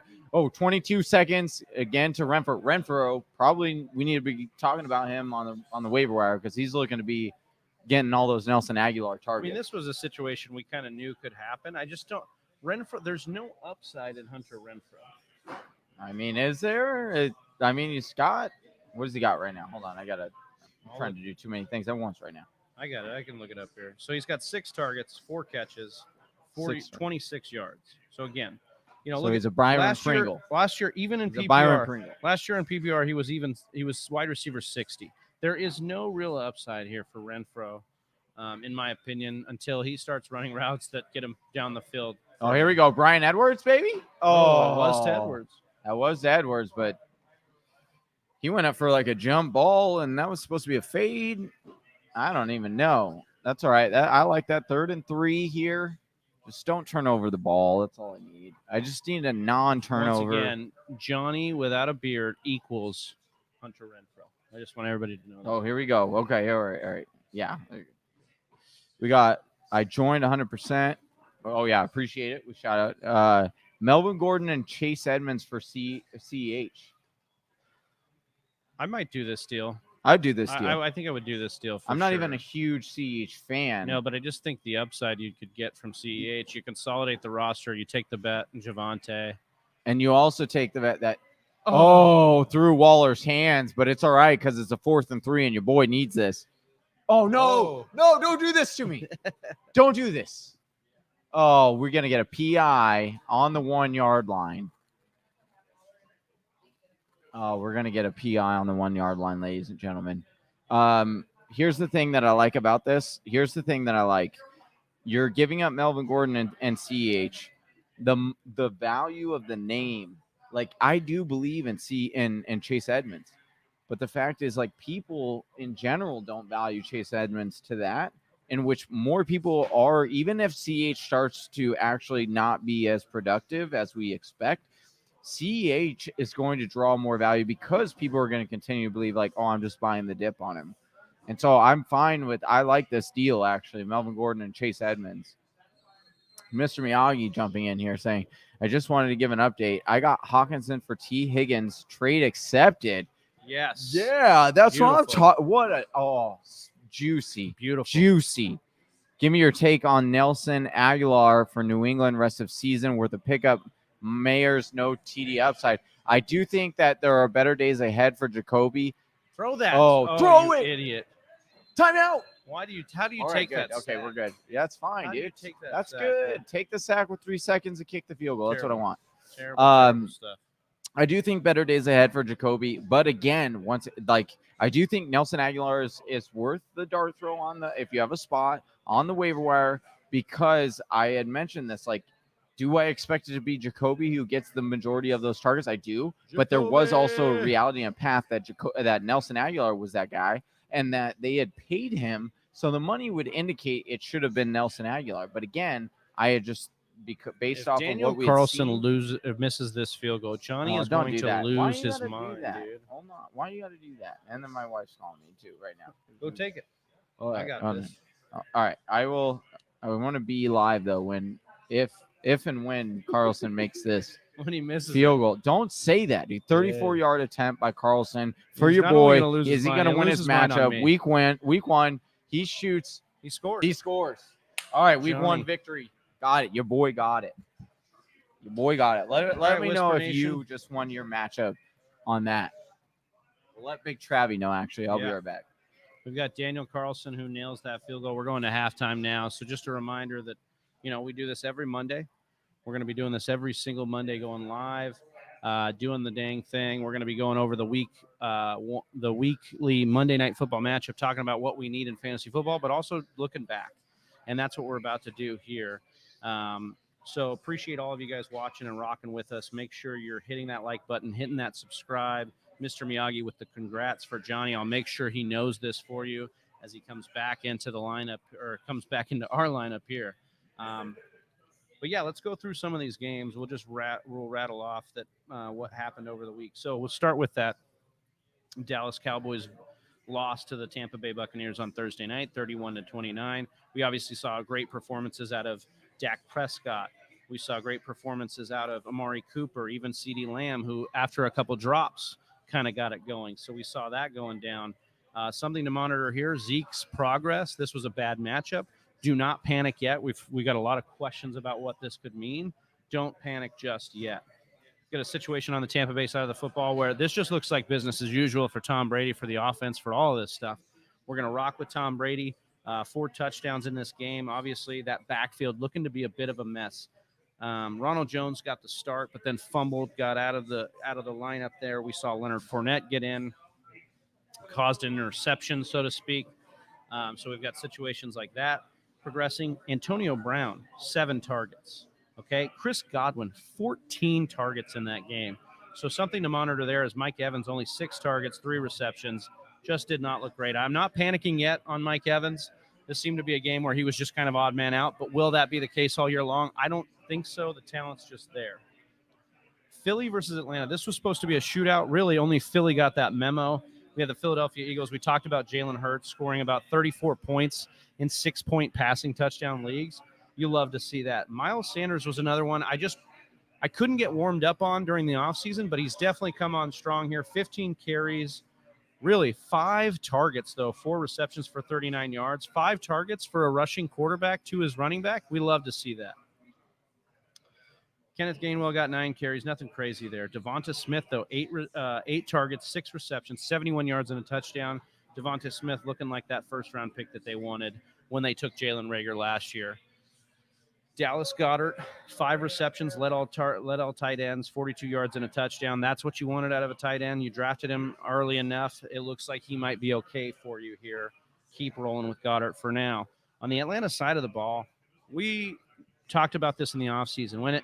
When Matt Ryan has to change over to a new coordinator, we see him kind of dip in production. And we might be seeing that live with Arthur Smith. This could be a frustrating situation in Atlanta. Monitor it closely. I just want to look a little bit at Atlanta's schedule coming up. Tampa Bay, tough defense. The Giants, not a terrible defense. Pretty decent, actually.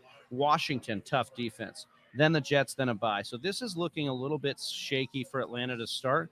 Opportunities to buy low, maybe on a Calvin Ridley, maybe on a Kyle Pitts, and maybe even on a Mike Davis for like an end of season volume boom.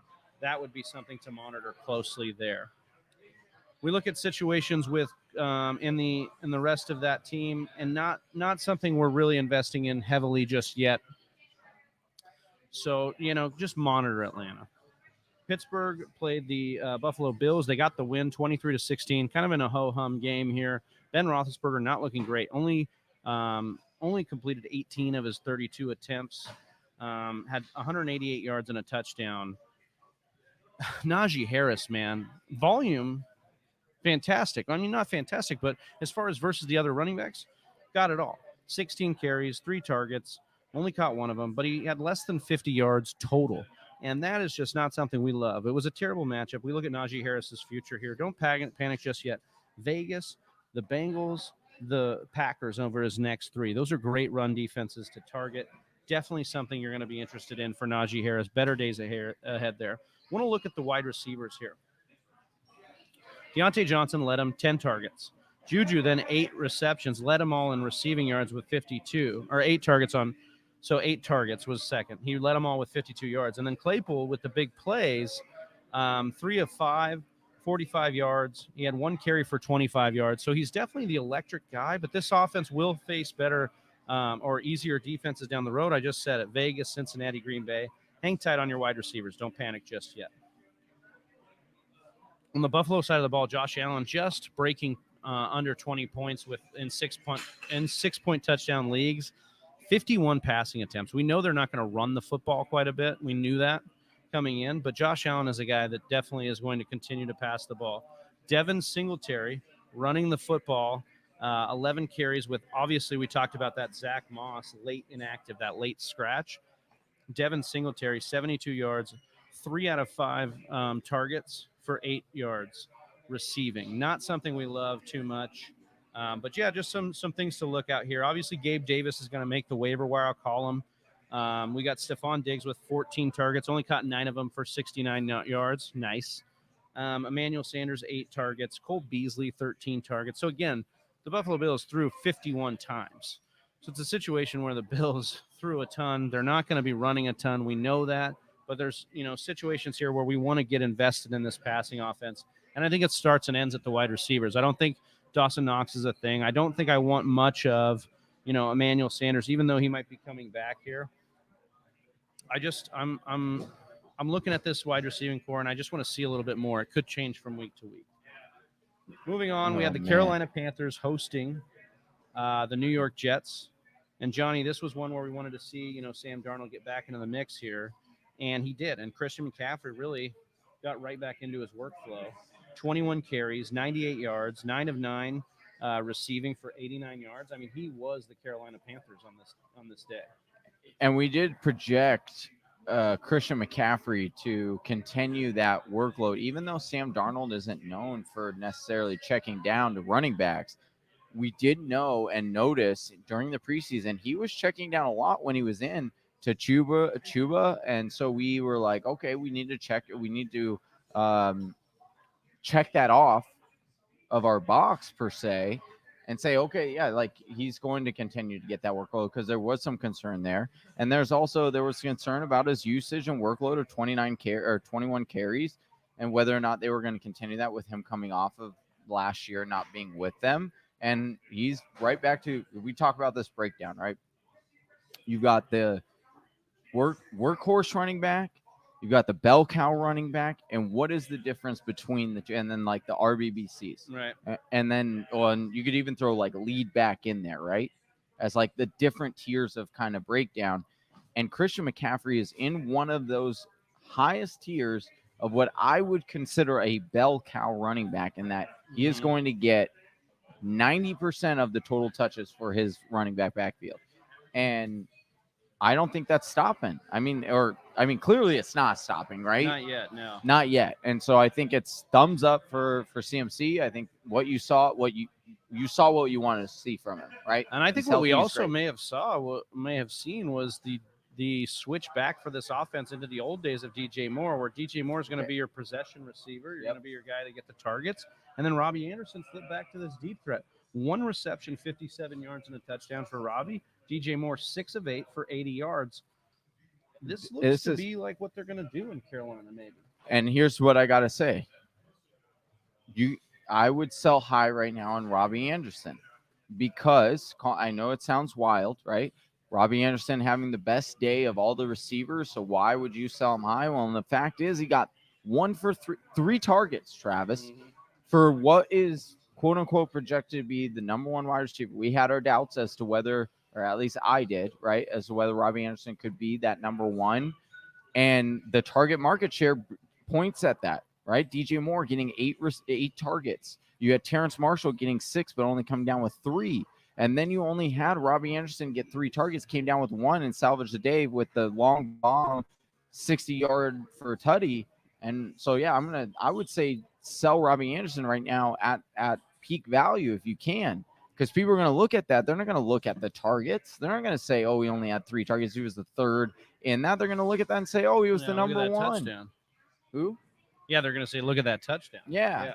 So he's a guy that I'm selling high on right now. See how Johnny got really angry there with me. Yeah, dude, I was getting emotional, man. I get emotional. Look at the Jets side of the ball, because it wasn't a lot to be excited about, except for our boy Corey Davis, yes, who I was just about to talk about. 7 targets, 5 receptions, 92 yards, and 2, not 1, but 2 touchdowns for Corey Davis. Goocher. Johnny, yeah, we really like what we see out of Corey Davis. We've been liking it all off season. We liked it last year in Tennessee. You look at Zach Wilson, nothing terrible. Nothing great. 258 yards, 2 touchdowns, both to Corey Davis, 1 interception. The running back lineup here, 4 carries for Ty Johnson, 9 carries for Tevin Coleman. Michael Carter, 4 carries. Just looks to be a mess. A whole lot of nada. It looks to be like the, very, very the welfare version of the San Francisco 49ers. Welfare version. And I don't know if I want any part of this. Yeah, that's I do think better days ahead, probably. But again, you're probably not going to be able to count on this backfield, because they're going to split it up into 3 ways, which is what we expected coming into the season because of the fact of their coaching background and coming from the Shanahan offense, in which they do this. They cycle through these running backs. So again, if you're asking me season long, I still would rather have like Ty Johnson or Michael Carter. But yeah, this is just a headache. But hold on, I do want to mention before we move on, I can't believe you did. I cannot believe that you just disrespected your boy like that, not getting in on Braxton Berrios, getting the second amount of targets, or tying Corey Davis. But didn't want to bring up his boy Braxton Berrios. Nothing to see here, folks. Nothing to see here. Cincinnati Bengals hosted the Minnesota Vikings in a game that went to overtime, our first overtime game. of the 2021 season. Wild. The Minnesota Vikings, you look at Kirk Cousins, didn't get it going till late, but then 36 of 49, Johnny, 351 yards and 2 touchdowns. Yep. Maybe should have been 3 with that Justin Jefferson controversial one. You look at, excuse me, Dalvin Cook, 20 carries, 61 yards, a touchdown, had a late fumble that was costly for the Vikings, actually ended up costing them the game. We look at Adam Thielen, 9 of 10, 2 touchdowns, 92 yards. Look, we talked about this in the offseason, okay? You don't necessarily want to invest in guys that are touchdown dependent. And we thought there was a chance that Thielen, with the emergence of Jefferson, could be a touchdown dependent guy. But what did I say? If you had a guy that is targeted in the red zone at the rate that Adam Thielen is, by the quarterback that he is targeted in Kirk Cousins, who looks for him in the red zone, then you don't have something who's touchdown dependent. You have somebody who scores touchdowns. Yeah. And that's what Adam Thielen is, and he has been for this offense. So excited there. We talked about KJ Osborne. He will be in the waiver column. Justin Jefferson here.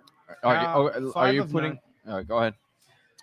Justin Jefferson, 5 of 9 for 71 yards. Should have had maybe a touchdown. He actually completed a pass to KJ Osborne. I know, that was pretty sweet.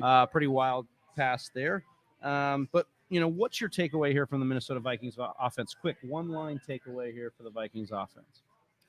I'm going and trying to acquire Justin Jefferson. Absolutely. Buy low on Justin Jefferson. And, take your victory lap on Adam Thielen. If you took him at a value in your leagues, you should be sitting pretty on Adam Thielen. I wouldn't be selling high on Thielen just yet either. That was going to be my question. Are you trying to sell high right now on Adam Thielen? I don't believe so. I think this is going to be who's going to be. The one thing that I think stops Adam Thielen this year is injury. Because age. We've got a narrow target tree here. We know what they're going to do in Minnesota. He's the guy with them. I mean, Jefferson's the guy, but he's the other guy. Here's what's frustrating to me, and I'll take full responsibility. I like to base a lot of my fantasy analysts about what we've seen and past history and what we can predict. And Adam Thielen has always done that, and I don't know why I didn't stick with that trend. It was one I missed.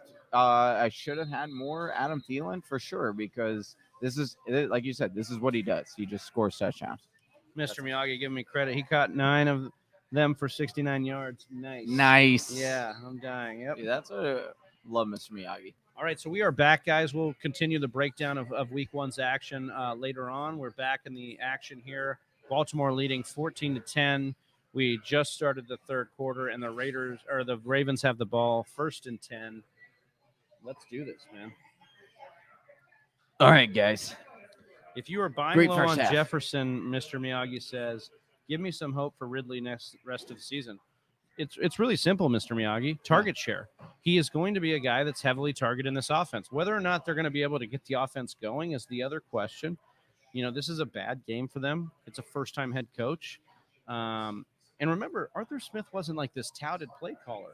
He just started calling plays for Tennessee a couple years ago. Mm-hmm. And so remember, this is going to be a learning curve, and he'll either sink or swim here for sure.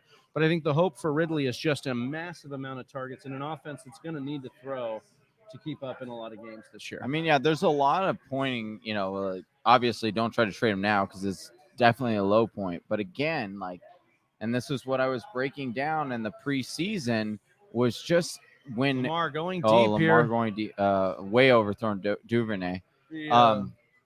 This was my problem, Travis. When everyone was expecting the targets share of last year for Atlanta, and I was saying pump the brakes on that, because that's not at all what Arthur Smith does. And then once again, I was trying to point out what it's like when Ridley does not get 10 targets in a game. It's hard for him to sustain a significant value from the wide receiver position. And yesterday, 8 targets. That's not that. Once again, that's not what you're. And he just overthrew Mark Andrews. We got a flag here. But I don't want to give it. Like I said, not all doom and gloom. There are better days ahead, Mr. Miyagi, for Calvin Ridley. But it doesn't negate what my concerns are for Ridley season long, because this is kind of part of the path I thought he was going to kind of get. Brett Johnson, always. Don't forget to tip your bartenders if you haven't already. Check out Hop Secret Brewery. Yep. Great plug there. Great segue. Totally agree. Always tip your bartenders. Yeah, look, I am a bartender, so I'm a little biased, but you should definitely tip your bartenders because it's just the right thing to do. So just do it, please. Please do. Please do it. Please do it.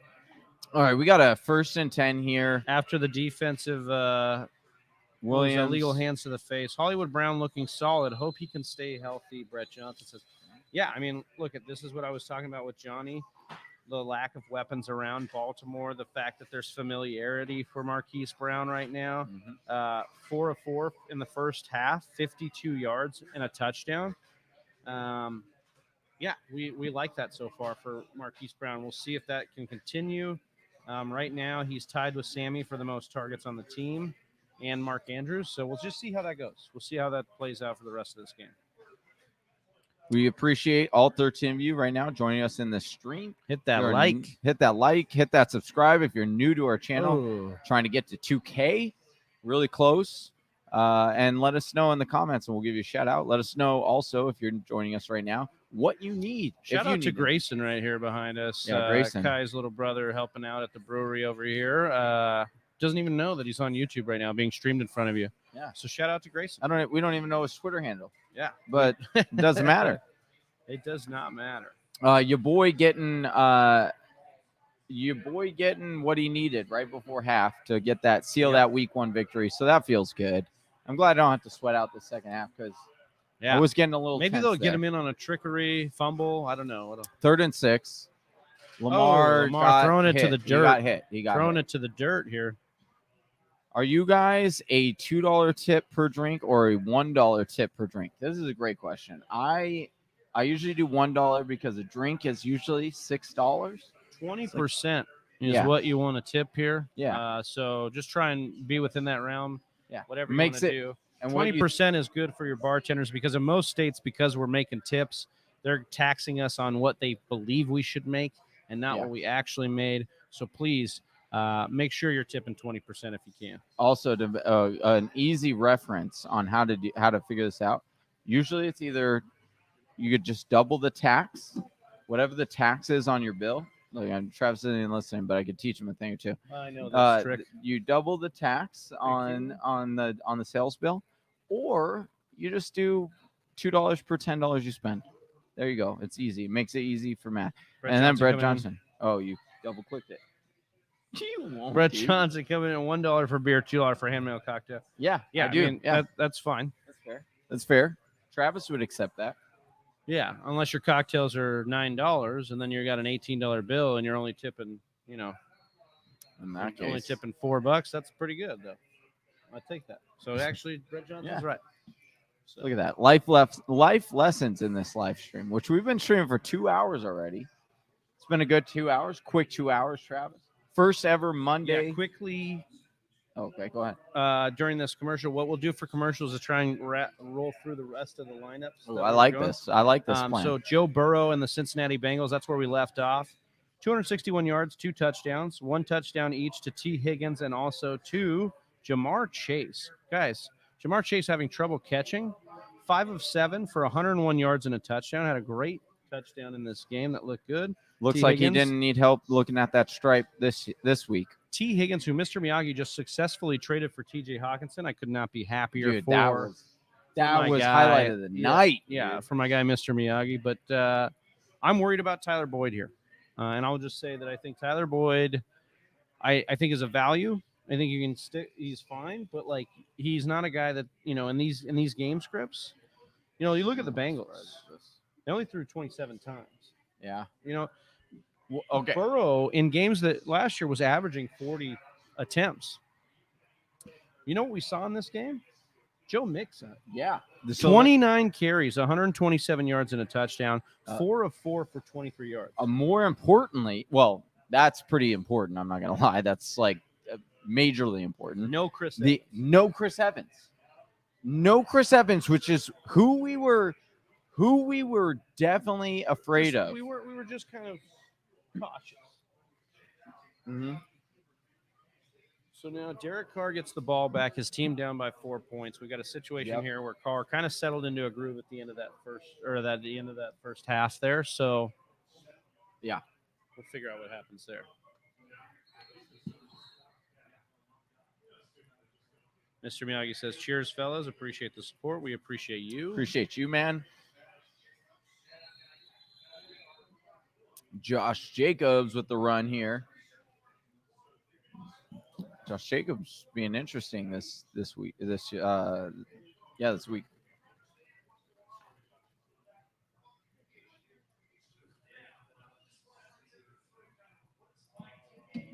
All right. So Derek Carr again here on 2nd and 8, looking to drive the ball down the field here. We'll see what they do. Empty the backfield. Carr throws. Waller drops it.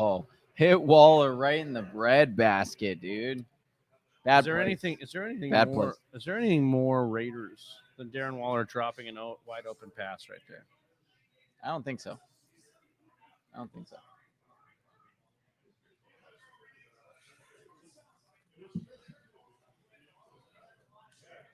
3rd and 8. Raiders have the ball here at the 9-yard line of their own 9-yard line here. Carr back to pass. Hits. There's Waller. For a gusher, dude. 25-yarder. Dude. On a 3rd and 8. Oh, we got a flag. Is it going to come back? I hope not. Hope not either. We'll see, though. Oh, John Gruden is mad. They're saying it's not going to stand. It's like, come on, man. What is this call? Pass interference. Ooh. My God. Oh, on Brian Edwards, bro. Seriously? Oh, that's not good. Can you talk to your guy? I do need to talk to my guy. Brian Edwards not having a game at all.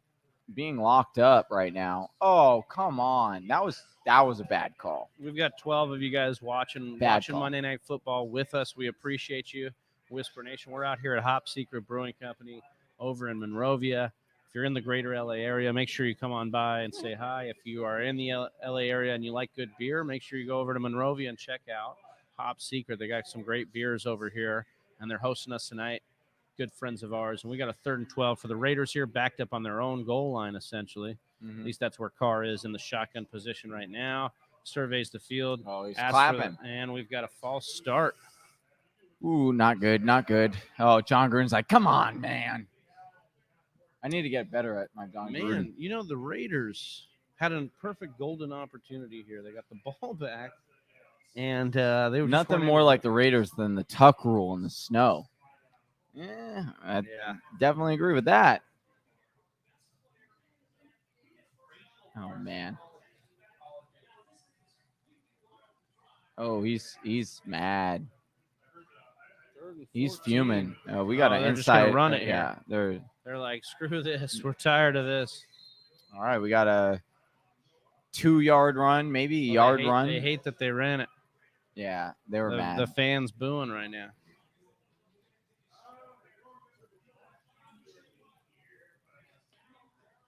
Oh, Derek Carr's even fuming, dude.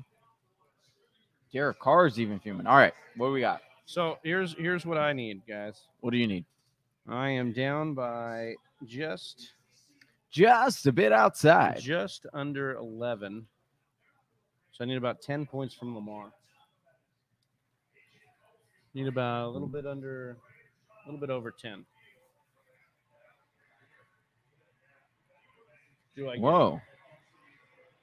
What is this? In a change of events, we got a stat correction in the listener league, and we actually is this true? No. Did we just realize this? Bro. Cat's pajamas if you're watching, dude. Bro, stat correct.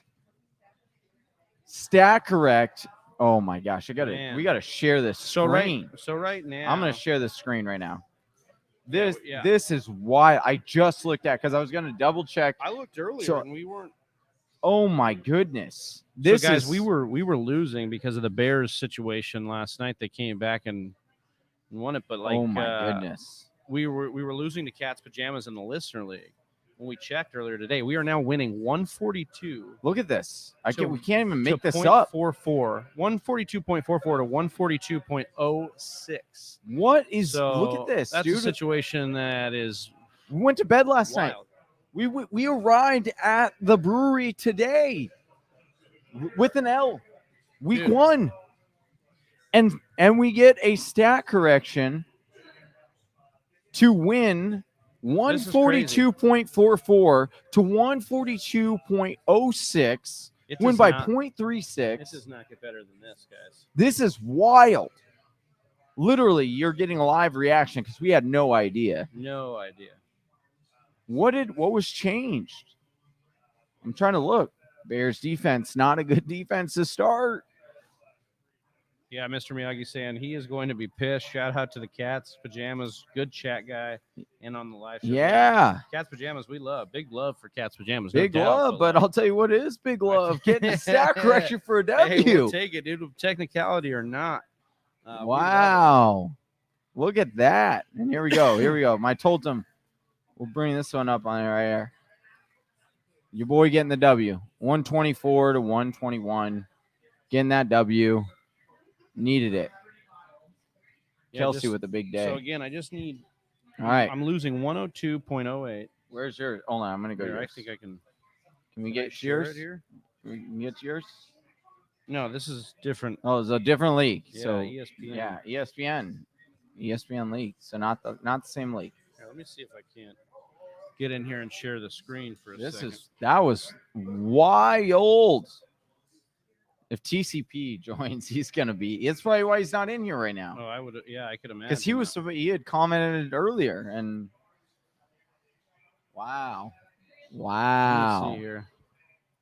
See, folks, never give up hope. That's what you see.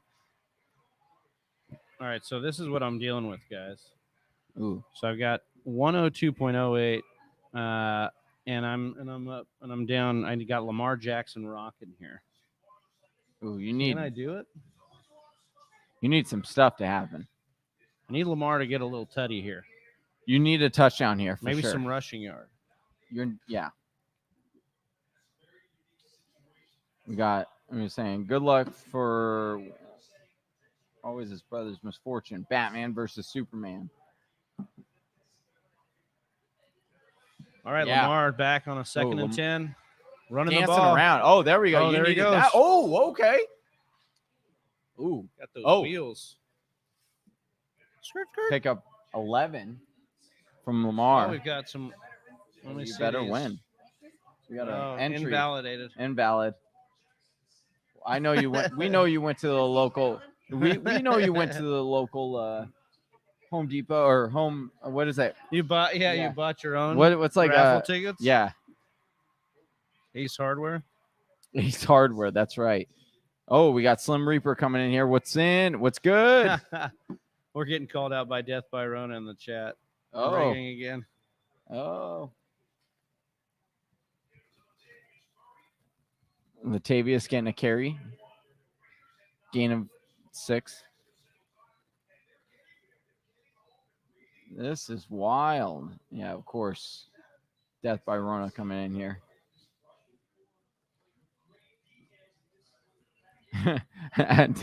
Death by Rona is asking if they're going to let us get away with this. Like we did anything. Like how can we? I know. I thought I lost 2 hours ago. I was like, wait a second. Did this? I honestly thought my page didn't reload. I was like, did I pull up an old page from yesterday? That was a surprise. Ooh, first time. Oh, Williams getting stuffed in the backfield. We got a 3rd down now. Got 9 minutes left in the 3rd quarter. I am almost positive. I'm almost positive that they show the stat corrections. There's somewhere in Sleeper that shows you the stat corrections. So we can find that. Oh, Slim River saying, let's get those likes up. Appreciate that. 13 people in. If you could give this video a thumbs up, greatly appreciate it. Helps our channel grow. Slim Reaper says, #Whisper Nation strong, and he is right. We've got a 3rd and 5 where Lamar just overthrows Tyson Williams. Brett. And now we have a field goal. Brett Johnson asking, what is each of your favorite Hop Secret beers? Any recommendations for the fans? Yeah, so the one that's in the camera here, Deep Space, it's a double IPA. Deep Space Fantastic 9. beer. Just kidding. It's just Deep Space. Love that beer. Yeah, that one's really it's good. A double IPA, 8%, but drinks very, very clean. Bye, Kayla. Well, we'll see. Yeah, we'll see. We thought you were sticking around for longer. Tucker for a 40-yard field goal here, and it's right up he nails it. Right down the fairway, ladies and gentlemen. 7-point game, 17-10 now. Baltimore Ravens, Las Vegas Raiders. All right, we'll get back to some of these scores. What a wild stat correction that just came through. That happened. That really happened. Oh, the chat is going off right now. That's great. Oh, yeah. You should share this chat screen for this commercial here. We want to? Yeah. Okay. We'll share. This is our listener league. If you want into the listener league, make sure you're subscribed over on YouTube so you can learn all the ways you can win in next year. But we have a great listener league popping off. Some great personalities over there. And there are some wild things going on. Somehow the score changed, and your boys pulled out a win here. And it's miraculously. We have here. I'll scroll up even on the chat so people can kind of see what the chat was asking us if we rigged it. How do we rig a stat correction? There's no way. Who knows? Are we gonna let them get away with it? Travis saying stop the count. No. Well, the Bears defense got 0. Yeah, I don't know. Maybe it was somebody else's yardage points or something. Miracle change. I don't see you guys. I don't know what happened. I'm with you guys. Have no idea, but it's saying we came out victorious. That's why we let computers do this, not us.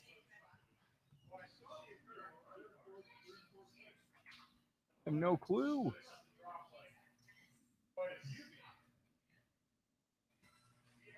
We were just as shocked as everybody else. I don't even know what our background is behind that screen that we just shared was. All right. Let's see. And with that, I win my first FF game, dude. There we Congrats go. to Michael Miller. Michael Miller. There we the go. Win, dude. Appreciate that. Hey, cheers to that. Yeah. Cheers. I have an empty Michael. beer. Oh, you have an empty one, so that's a problem. Big Travi clears his voice. Saying, just look at that. All of a sudden. Has anybody that's like first fantasy football win. Is there anything sweeter? That's a special feeling, Lloyd. We got Mr. Miyagi. And now about her. Yeah, but that's the thing. Even if we did change it on the app, like it would show. Yeah. I mean, we did nothing. We are just as shocked as Whisper Nation is that we were able to pull out the W.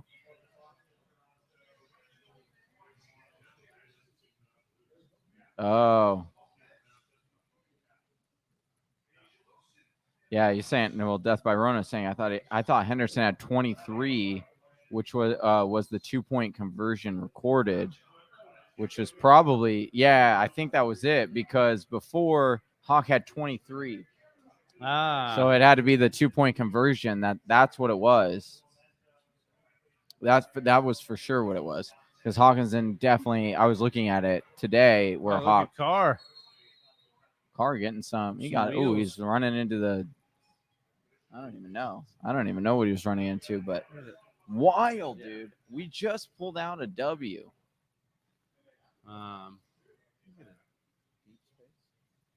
Yeah, please. Thank you. Strove hopping in here. I have arrived. What happened here? Strove also in the listener league. Good to see you. Says good to see you, boys. Appreciate you, Strove, for hopping in here. Yeah, I mean, we're guessing right now based on Rona's investigation that it was a situation where TJ Hawkinson's 2-point conversion was not recorded, and now that is, and now we are up by, fractions of a point. of a point, and looking like we're going to be 1-0 by the time we wake up tomorrow, barring any other like stat corrections. last second. Here's the question. Strofe coming in here. Look, even Strofe had a good game here. Strofe, what is your feeling? Like, how confident are you feeling right now? He had a pretty good, solid team going off today. Appreciate you. Okay, cool. Had a pretty solid week 1, even though Jasecki didn't do anything for you. But he gets Jameis Winston 39 points. That's why. Edwards. Brian Flag. Edwards, dude, There flopping. it is. But it's all right, I dude. gotta say, dude. Every time Way our to boy sell calls a that flag, flop, there's one dude. thrown, dude. Bro, way to sell that flop. That was a great flop. I don't even know. That might have been a flag too. I mean, It like, may it not might have. have been legit. Hey, Cheers we'll see to in the Whisper Nation out there. Cheers to Johnny. Happy Monday. Cheers to Victory 1. Monday. Hey, if it was your first victory, your last victory, a What's last next, second Ross? victory, it doesn't matter. Cheers to you.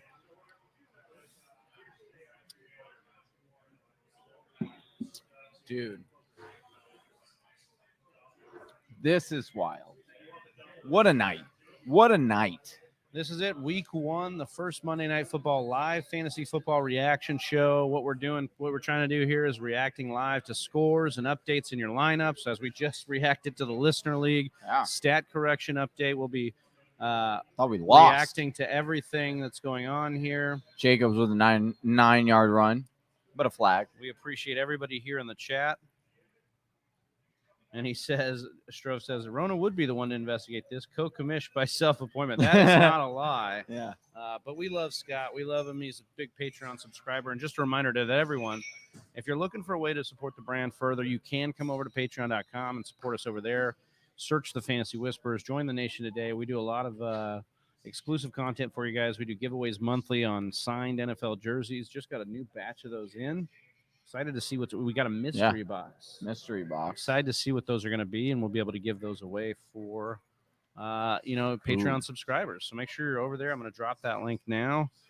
Make sure you're over on patreon.com and joining the nation. Derek Carr backing up after Josh Jacobs exited the game. Kenyon Drake in and breaks a about to pick up tackle here. a ton of and a that face first and mask 20. or stiff arm, I should say. Drake with a nice play. Couple of things.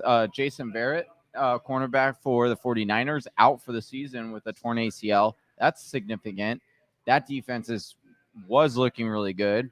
And then that's a big significant injury because they were definitely counting on him as a corner who had really – this is unfortunate for him because he's really been battling this his whole career with, ACL injuries and knee injuries.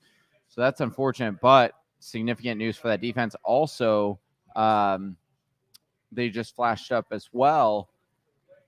I just missed. Sorry. I was like focusing on something else. They have another corner that is – hold on.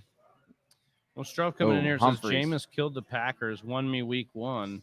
You had Jameis in there. Congrats on you, man. That's a bold play. Michael Miller coming in here. Is Gesicki worth keeping? Johnny, are you selling? Are you, getting out on Gesicki after week 1? I do think they're a better date. We talked about, how Bill Belichick generally likes to take away your best option. He probably thought Gesicki was their best option. I mean, he's the I don't most know about proven, that, dude. He's the most proven. Gesicki had Parker's probably more proven than Gesicki. Gesicki 2 targets. Smythe actually 2 targets as well. But really, the story out of that Miami game was Jalen Waddle. Waddle getting 6 targets, 61 yards and a touchdown. Looked good, looked shifty. And then, the running backs, not great, but kind of what we thought we would see. Oh, Darren Waller again. Chunk yardage. Darren Waller just looks like a very great player. I'm sorry. He looks like a very great player. I'm fanboying hard over Darren Waller. I picked him in our league of record, and I am just jacked on it. Here, I just want to mention. Well, here's what I do want to mention on Gesicki. Alex coming in. I also love Scott, Death by Rona, in the Listener League as well. I want that on the record. We will put that on the record. We love you too. We love Scott. We love everybody in the Listener League. If you want to get in there, make sure you're subscribed on YouTube. That's how you can figure out how to get in each year. Right here, there's a great question. DKB, how much FOB would you spend on Elijah Mitchell? I have Sermon and need starters at the flex badly. If you have Sermon, I'm willing to pay even more. I like that. I'll tell you right now. I'll have an article out, and I'll tell you where I prioritize Elijah Mitchell. But I'm telling you right now, I think Elijah Mitchell could be the most valuable waiver ad this week. And I think that when you look at what he was able to do in that Lions game, once he came in, he dominated snaps, he dominated rushes and targets. This is a guy that, we've talked about what that offense and that system can do for the running back. We love him. We love him. We love those running backs. So Yeah. I think Mitchell's a great ad. I would say Percentage-wise, a fob. Percentage-wise of a fob. Like, here's what I hate. Like, okay, first off, hopefully you know somewhat about your league and how they like to bid on players. But I always was like discouraged when I would listen to podcasts and I'd be like, when we were first starting out or not even in this, and we were wondering how much to spend on a guy. Don't be afraid to kind of overspend on some guys, even if you whiff. Because the reality is if you hit on a guy like this, then it's going to really pay off. And if you whiff, you'll figure it out later, right? You'll become savvy or whatever. So I would say, like, you normally think that players would generally like to go with like even numbers. So like 10, 15, 20, the Raiders things like that. Just got close to they're going to 4th and 1 here. Yeah. I think the Raiders should go for this. They'd kick a field goal, don't go down 17-13. Don't kick a field goal to lose. Go for it. Be aggressive. He's saying this because he wants to be the highest point total of the week. And if they kick a field goal, I become close. No, they're going for it. Don't do this. I mean, actually do this. This is the logistically. This the analytics say to You're go going for up this. against a team that's favored on you. Like, go and punch him in the mouth here. And nothing, dude. Oh. Stopped him. Should have kicked a field goal, like we said. Why did they run the ball? Why did they do that? That was horrible. Horrible play calling. Should have kicked a field goal or not called that play. John Gruden's frustrated, rightfully so. Hold on. I want to get back to a couple things. Mike Gesicki does get Buffalo next week, but then it kind of opens up with Las Vegas and then Indy. Then he has Jacksonville week 6, Atlanta week 7. So somewhat better days for Mike Gesicki. And then getting back to Elijah Moore on exactly what I would think. So I would do like 16, 17, depending on what your league needs. But you need running backs. So I'm okay with kind of overpaying, especially because you have Trey Sermon. So might as well lock it up, especially because we know that Mostert's out for 8 weeks.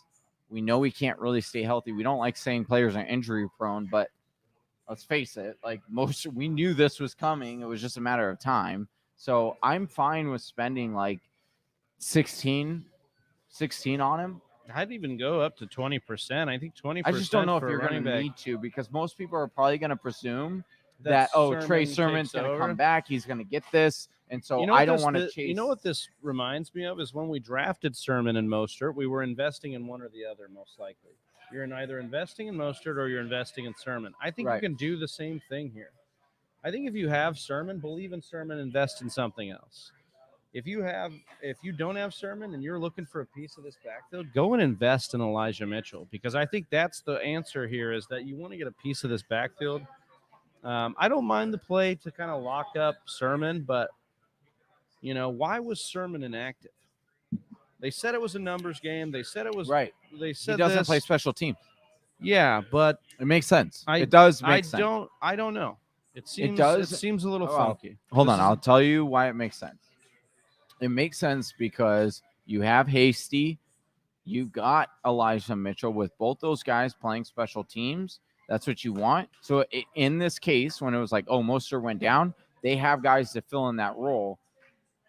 And so, which is why I do believe you can get a value on Elijah Mitchell. I don't think you have to spend the entire wob. Like, I don't think you have to blow your wob on Elijah Mitchell, because most people are going to say, like, Trey Sermon healthy scratch. They'll probably bring him back, which they will, right? Especially with Mostert going down. So you're probably going to be able to get him on the cheaper, and he could actually be the guy. I'm not doubting you there, but I do think Trey Sermon will now come in and get that carry. Trey Sermon just doesn't play special teams. No. Don't get me wrong, dude. I think Sermon's the guy. I got you wrong. If Sermon was on the waiver, you would pick him up. Yeah, by a lot. You'd be smashing that.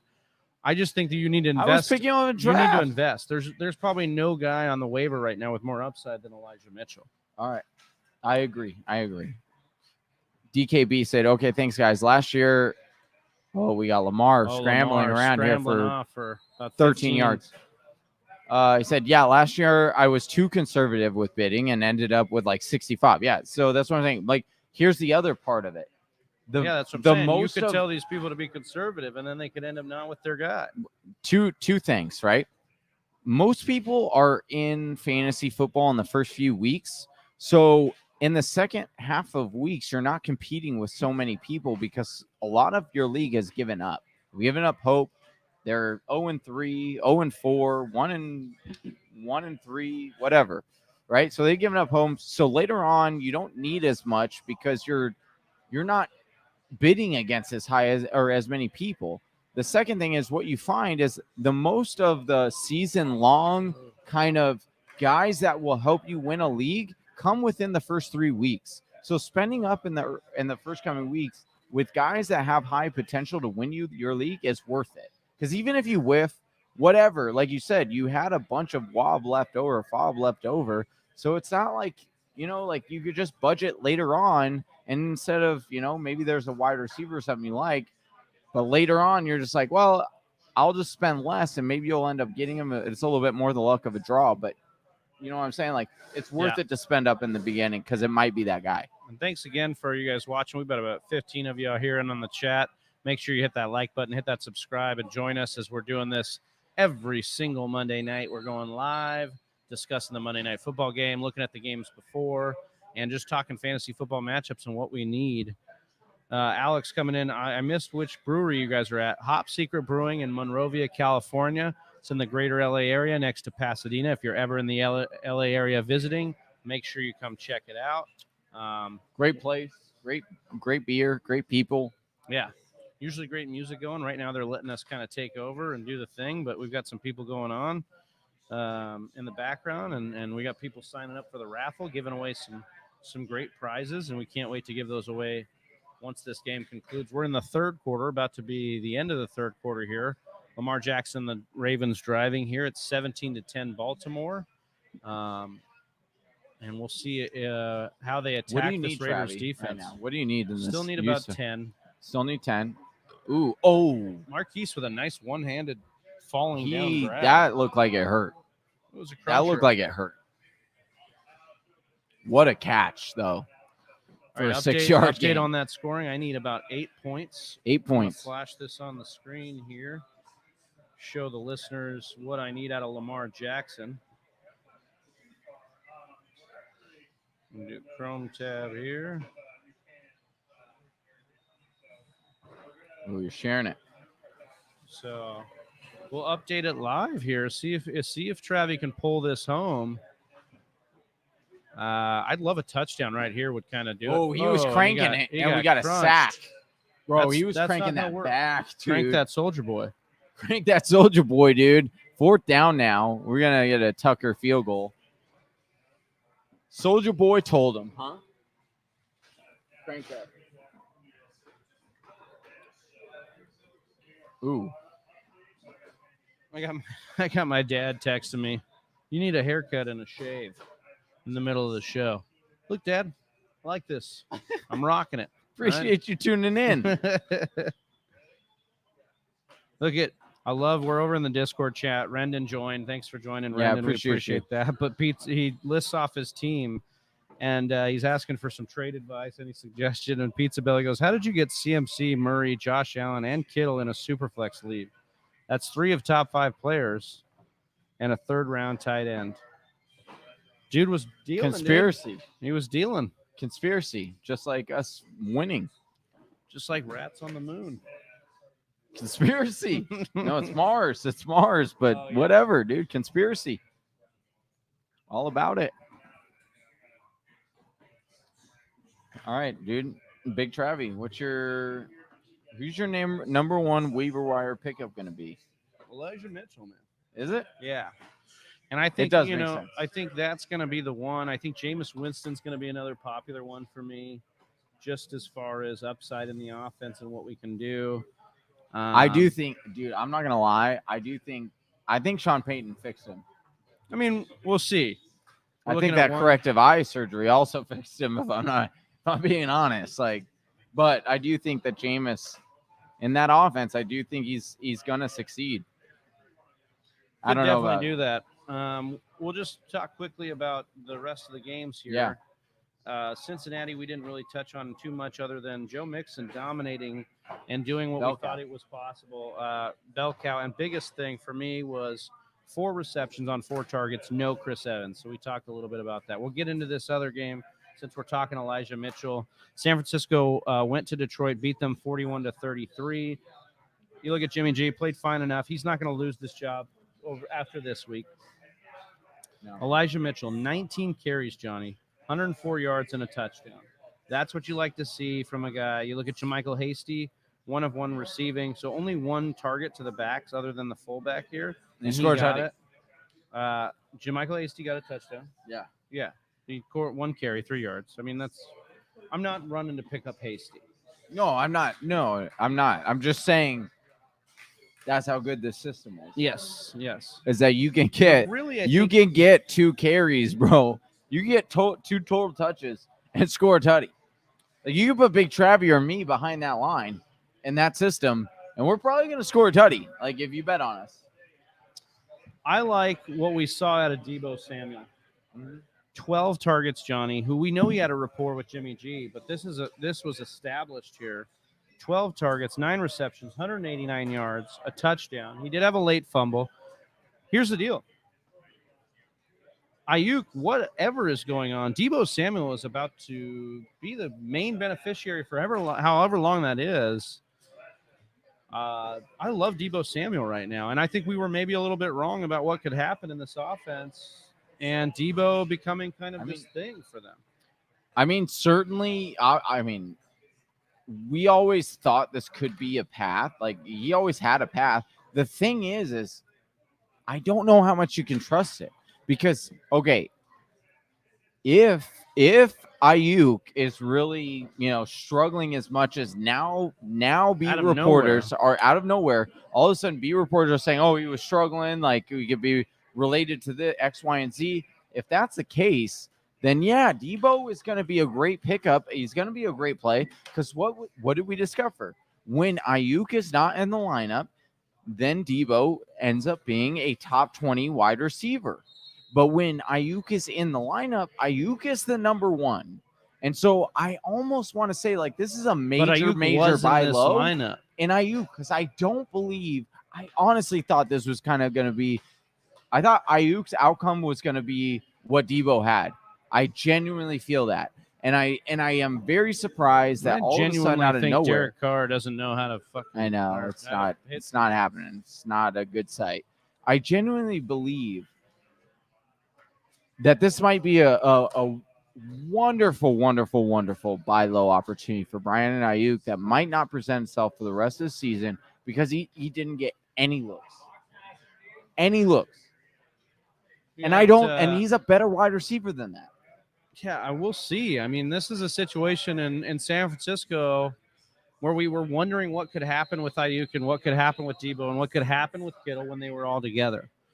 So that's something to monitor for sure. I do like the fact Death by Rona has Ayuk, though. Because it's Death by Rona. All right, the Raiders just committed a false start as they try to mount a comeback here, down by only 7, 2nd and 15. It is 14:44 left in the fourth quarter. Looking at a situation where the Raiders just need to get it going here if they're going to try and win this game. Their home opener in Allegiant Stadium. They could use a big play here. Let's see if they go to Brian Edwards for once. Well, they went to Brian Edwards, got a PI. They're going to Hunter Renfrow. Sack. Man. Oh, man. Carr is so mad, dude.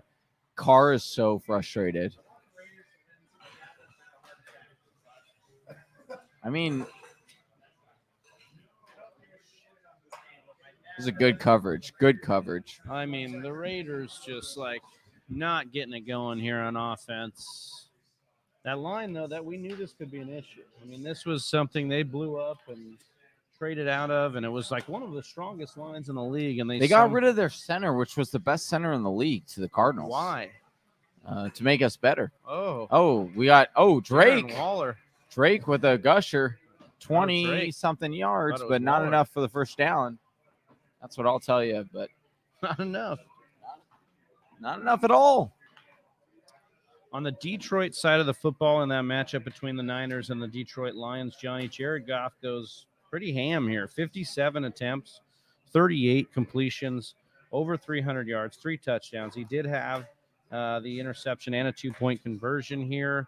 So not something where we're like going to go buy a ton of Jared Goff stock, but in two QB leagues, he's going to be a guy that you can look at. And in streamable situations, I mean, this was not a great matchup. Not a great matchup at all. Come back from behind. So I love that you brought it up before. You're like, is Jared Goff going to be this year's kind of Blake Bortles? Dare I say he's probably a better version of Blake Bortles? So I do think, like, if you're in a 2 QB league, all of a sudden, like, I will admit, like, Jared Goff could be in a very nice situation for 2 QB leagues because they are going to be behind. They just that was it. I was like spacing earlier on that second cornerback that I saw that had torn an ACL out for year. Darnell. Well, now I'm spacing on his name. The rookie, or he was drafted last year, 4th overall by the Detroit Lions. Ooh. Lamar with a 13-yard reception. All right, so here's the deal, guys. I need just over 7 points here to pull out this win. I need a tutty on this drive and some rushing yardage. Dude. I'm starting to think now. Marquise Brown might be a nice play until Bateman gets back. Don't try to come back over on this. He was an RB2 down the stretch. Don't. He was an RB2. I'll admit I was wide wrong. Receiver 2. Could I have been wrong? Yeah, of course. The new information comes in. I think Marquise Brown is a guy. Once again, we'll say it for the 3rd time on this show. Oh, for the 3rd time. He's a guy. For the 10th time on this show. He's just established connection before with Lamar. Yeah, but you didn't pick him up. I mean, I have him in this league that I'm trying to. In this deep dark league, that 32-person league deep down that I don't tell anyone I play in because it's all people that. No, I've been telling Whisper Nation this is the league I have him in. I need him. I didn't start him. I need him, dude. But Jerry I Jeudy need just this. went down in that league. Huh? I just had Jerry Jeudy go down in this league. Is Marquise Brown my savior? Is he my He replacement could be for Jerry Jeudy? Right now, Maybe he's looking. so. I will say that Marquise Brown, wide receiver 2. Fumble! Oh my gosh! And Lamar took like a somersault neck. Oh, he landed on his neck, and he's looking fine right now. So don't panic if you're watching this. Yeah. He's walking off. He's fine. Oh, right now, Harbaugh is saying he was down. Does a neck count as a down? I don't know, dude. I don't think it does. Oh, it's out, bro. Ooh. And lands on his neck, bro. Not good. Not good. That's a fumble. That's going the other way, folks. Other way. It's good your boy already has his field goal because I would be freaking out even more right now. All right. We got any more questions? No more questions. We don't have any questions. If you have a question at this time, let us know. Let us know if you subscribe. You're watching. One of the 10 people watching right now. One of the 50 people watching right now. Around the world. Well, all right. I now need. Now I need back to. You need more points. Yeah, that was not what you needed, folks. No. Oh, Darren Waller. What a Waller with a big hit. Or receiving a big hit there. Yeah, Darren Waller doesn't all right. care. Darren Waller's a man. What game have we not talked about? Oh, hold on. We got to finish here with the Lions here. Yeah, so Lions. We talked a little bit about Goff. I want to talk about these running backs because there seems to be a decent split here, and both could be viable options going forward. And I think Swift more than Jamal Williams. But I think Williams is going to have some low-end RB3, some flex value from week to week. 9 carries, 54 yards and a touchdown. 8 of 9 receiving for 56 yards. As we watch Derek Carr throw the ball here to none other than the fullback. Second reception on the night. So if you picked him up in a deep league, like Travis plays in. Yeah. Travis picked him in the fucking 3rd round. Yeah, I don't, but yeah, Alec Ingold, number 45, fullback. I mean, maybe he's gonna have some value in is No. he the Jalen Richard role? No, Gruden normally, actually surprising. I'm glad you brought that up. Gruden normally will involve his fullback to about like 4% per year. So this is kind of expected. Don't read into too much of it. It's not like not a major concern here. Nothing to see here, folks. All right. What? So again, with those backs in Detroit, that's a situation where I'm just, next week against Green Bay, they're going to probably be down unless Green Bay, craps the bed again. I like Swift. I like Jamal Williams as a deeper flex. I think they're both going to have usable weeks because there's nobody else at receiver. So these backs accounted for, Johnny, 20 targets between the two of them. 20 targets. And then if you look at Hawkinson, 30 targets. So if we're talking about Goff going for 57 attempts, 30 of them went to the backs and tight ends. And it's not surprising considering Goff did this in L.A. Right. Todd Gurley was this dump off. Like he likes to do that. And so, and it's also the only way that they're going to be able to win games. So it's like, I'm definitely about that life. Like, I definitely think Jamal and Swift are going to have value moving forward. If you're in PPR, I definitely think Swift is going to be the more valuable. I do still think that DeAndre Swift has tremendous upside, even though Jamal is there. Like, I'll be honest. Like, if you ask me, like, who are you more confident in right now? Are you more confident in Swift's usage or Jamal's? It would be in Swift. Like, I think more oftentimes than not, Swift is going to get 20-plus touches to where I do think, like, Jamal is probably going to be held to where, like, the 12 to 14 touch range. Yeah, I think he's definitely the 15-touch guy. But their offensive line is a lot better than a lot of people think. And I think that's what Anthony Lynn and Dan Campbell know is that they say, hey, we've got a great offensive line, a top 10 offensive line by a lot of metrics. So how are we going to attack you? We're going to play keep away. We're going to run the football with multiple backs. We're going to throw to the backs. We're going to throw to our elite tight end. And I think they might have something where they can do some things. Like they almost came back on San Fran here. They almost did, dude. I thought it was going to be a comeback, dude. And I said, don't call it a comeback. And of course, they're going to have to come at, a pissed off Aaron Rodgers is going to be coming for him next week. We'll see how that happens. I don't know. What is a pissed off Aaron Rodgers? That answer is correct, sir. MVP of the year last year. That's what he is. No, but I'm phrasing it as a Jeopardy. I'm phrasing it as a Jeopardy question. Ooh, we got pizza look at this. Pizza just delivered. Whisper Nation. This is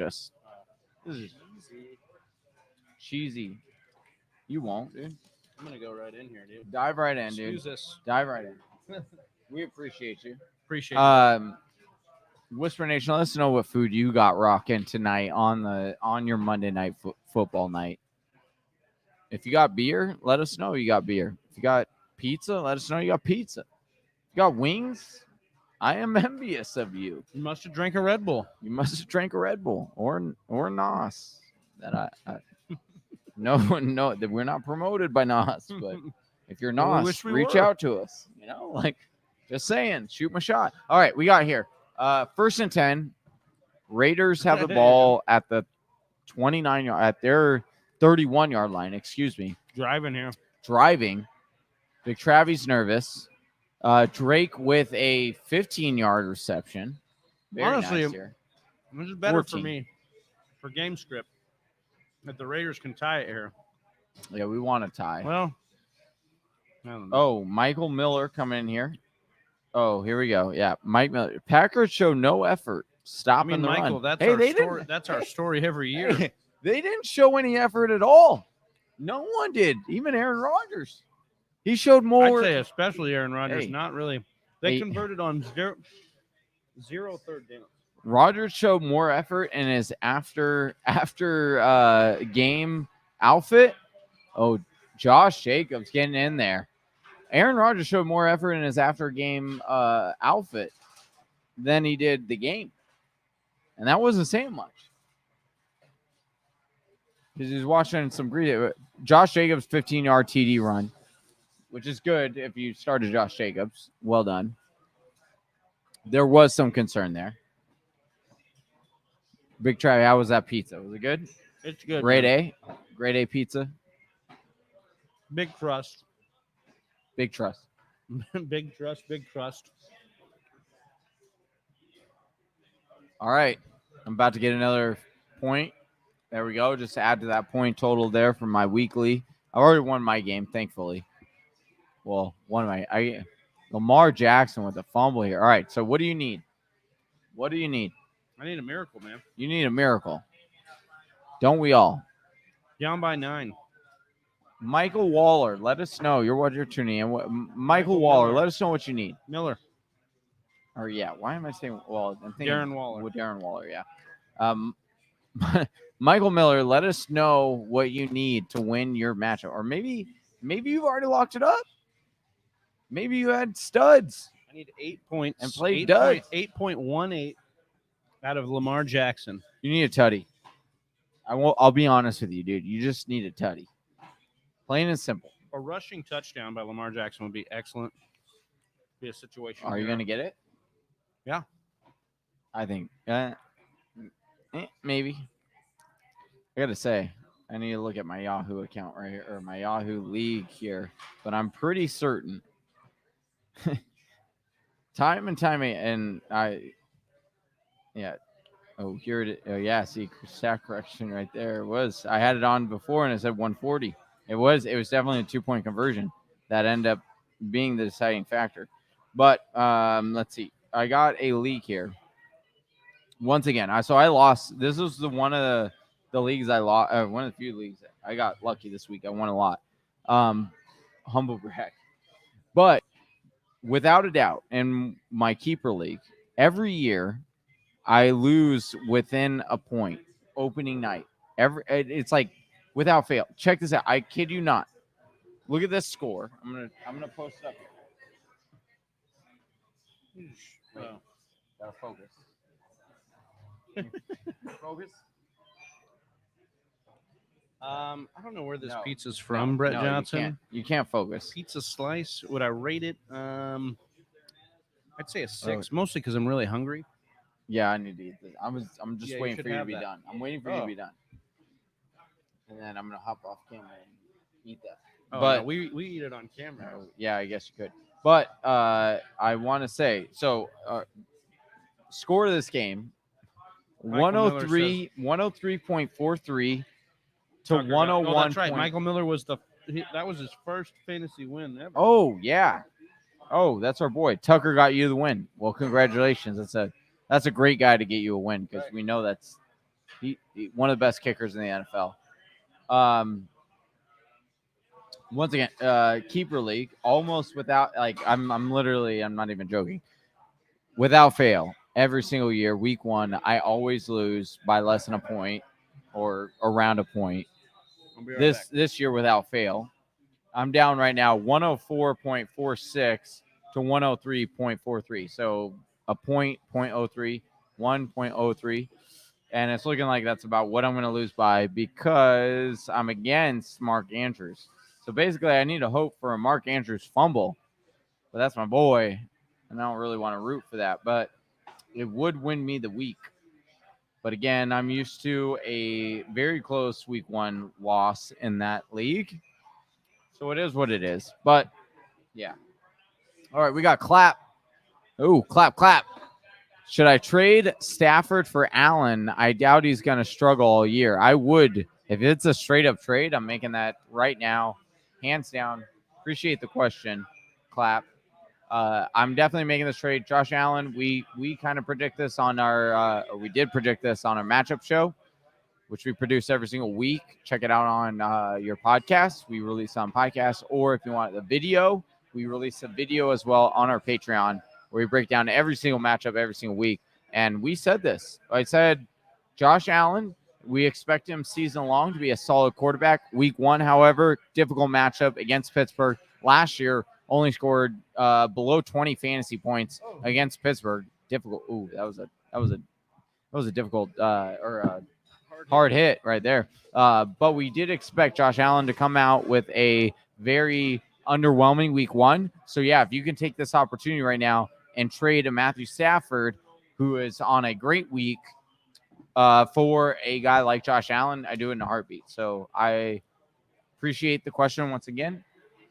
Hopefully, we haven't seen you in here before, so please like and subscribe if you wouldn't mind. It really helps us grow our channel. We'd love to have you a part of Whisper Nation. Great question. All right, Lamar Jackson, 3rd and 2 here, trying to drive down after trying to drive Marquise Brown with your the boy. end around. All right, I'll be right back. I'm gonna eat this pizza real quick. All right, so 1st and 10 for the Ravens here as they drive here. 7.5 minutes left in the ball game here, and we've just got a situation where Travie needs some points here. Out of my guy Lamar Jackson, back down to about 9 points down here. Out of Lamar Miller, about 8 or Lamar Jackson, sorry. A handoff here to looks like Latavius Murray. I don't know why we haven't seen more Tyson Williams in the game. He was electric in the first half. Seems to be that the Ravens have gone away from him. I don't know if I missed an injury or what, but I'm wondering why they haven't gotten back to him here. So Whisper Nation, welcome in. 12 of you watching now here on YouTube. Make sure you hit that like button, hit that subscribe, help us grow the channel. We're continuing this weekly Monday Night Football live stream, talking fantasy football, talking advice, talking, what we need for this game. So make sure you're commenting below what you need in each matchup, and we'll try and help root for you for that to happen. Lamar going deep here. He's got a man in Sammy Watkins. Oh, and he stopped short. Deep pass here was great down to the 10. Lamar now. Man. Gets Sammy Watkins. Got him about on a 49-yarder, right down to the 8-yard line, it looks like. So Sammy just real close there to scoring. Pizza Belly says, I need Lamar and Andrews to score some more points here. Yeah, I'm with you. If we could get that double dip right here in the end zone, that could be something you get right here, Pizza Belly. Speaking of Pizza Belly, Johnny going to put some pizza in his belly here. 1st and goal here. And there's going to be a commercial on the ESPN stream. So I'm going to hop in here and go over what we were talking about with Detroit. Obviously, we love the backs and we love the tight end. And I think that's the situation we're working with. We have Quintez Cephas, obviously 7 targets, but only 3 catches for 12 yards, 2-point conversion. That's kind of inflating his total there. He had the touchdown as well. I just don't know if I like the pass catchers as much as I like the backs and TJ Hawkinson here. The Houston-Jacksonville game was definitely a lot different than what we thought it could be. Houston hosting this game, they won. They beat the Jacksonville Jaguars 37-21. You saw Trevor Lawrence go for over 300 yards and 3 touchdowns, but also 3 picks. Looked a little bit shaky. This offense looked a little bit shaky. Guys, the breakdown on the running backs is the concerning thing here. 9 carries for Carlos Hyde, 5 only for James Robinson. Both guys under 50 yards.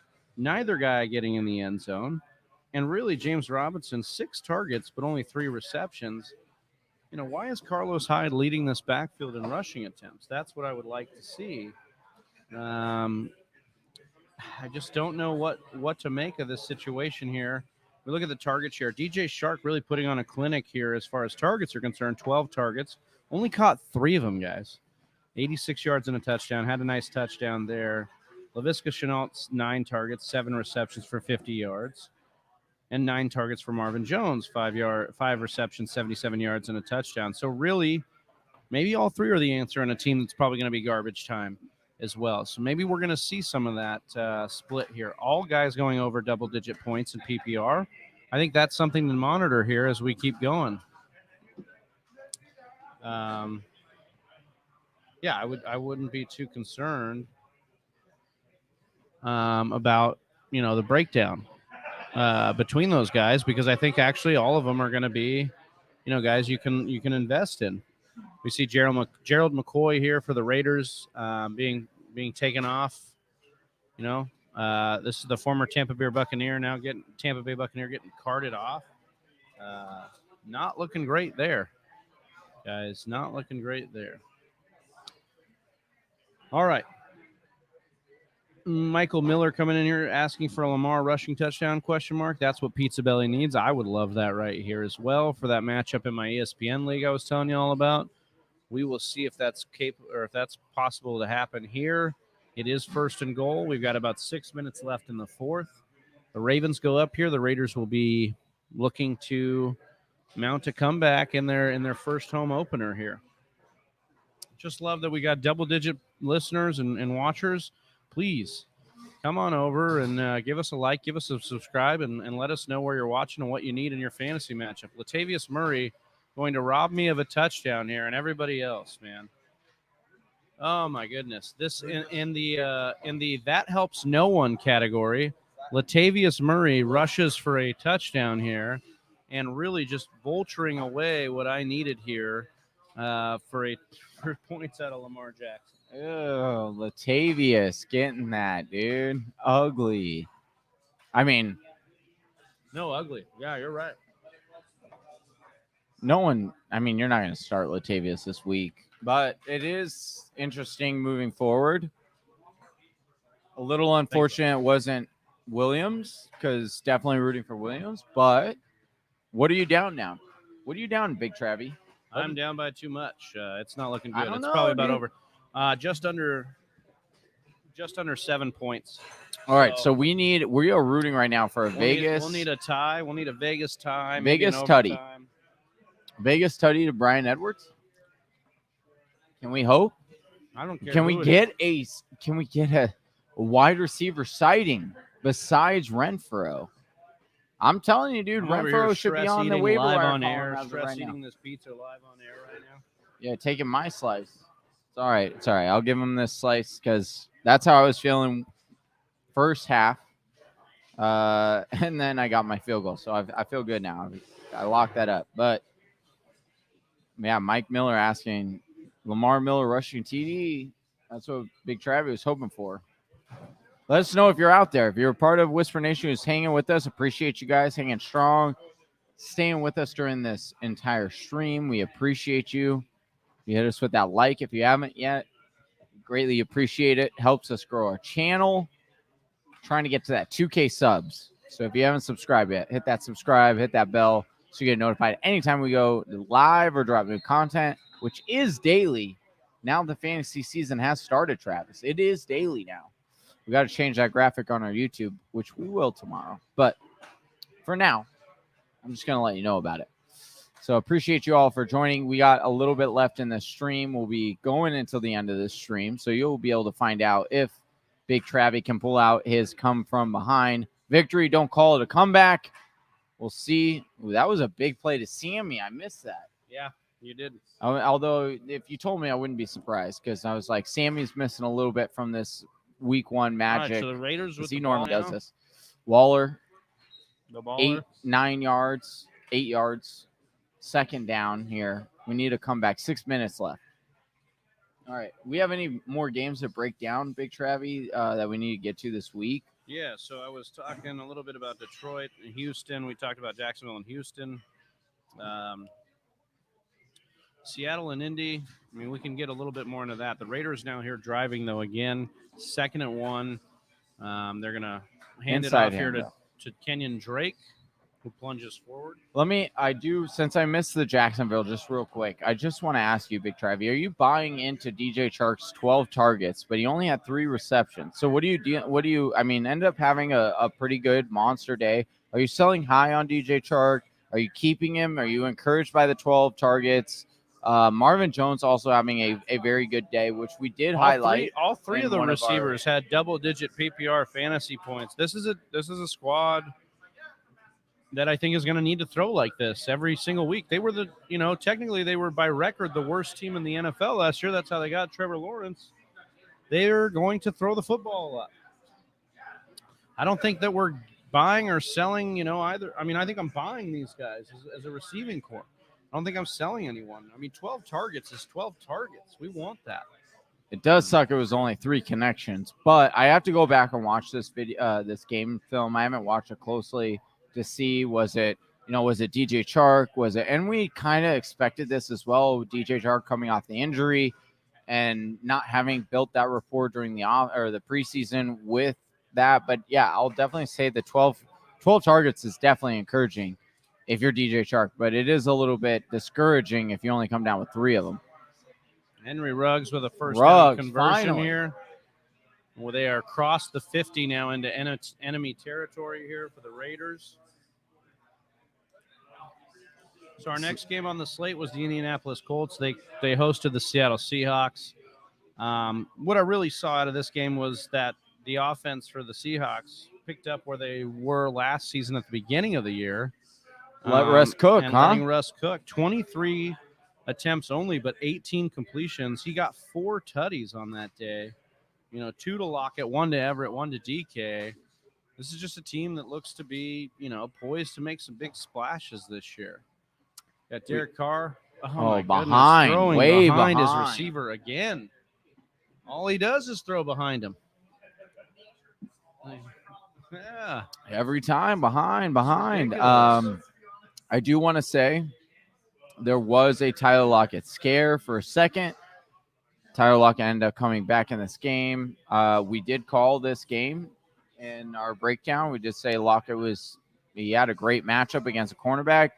We did like this. So if you do like weekly matchup breakdowns, make sure you subscribe to our Patreon where we do weekly, or at least subscribe to our podcast, in which we break down and release that on podcasts as well.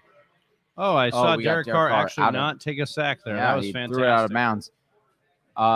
Eskridge, which we did touch on, 2 carries for 22 yards. Interesting. 1 for 1, though, for 6 yards. So do keep that monitored. If anything were to happen to Lockett or DK, Eskridge looking like a guy that could definitely, not in this stat line, of course, you wouldn't be, but I'm telling you, if anything happens to Lockett or DK, that is the handcuff. Pizza Belly's come and said he needed Waller to do nothing, and then Waller got a couple points right away. So Pizza Belly not looking great unless he can get Lamar to Andrews' connection on the following drive. Cover 0. We've got Derek Carr with a clean pocket, goes deep. Oh, has a man Ruggs. And they are down within scoring range. Big Travie happy right now. He needed that. Carr finally hooking up deep to Ruggs. Well, the way he threw it, it didn't look good either. Yeah, that didn't look great. But then Ruggs just kind of fell underneath it. So if we can get a tied game here, the Ravens go down, get a touchdown with Lamar. Let's do it. Let's get it. Waller could get a tutty right here. Not gonna lie. I don't know. We talked about the Zach Pascal, 4 for 5, 43 yards and 2 tutties. That could definitely change from week to week. So as far as waiver wire, you just want to say here, the concern for Jonathan Taylor was going to be the receiving. Yeah, and your boy got 7 targets. Look good. 6 receptions for 60 yards. Mac Hines, not involved.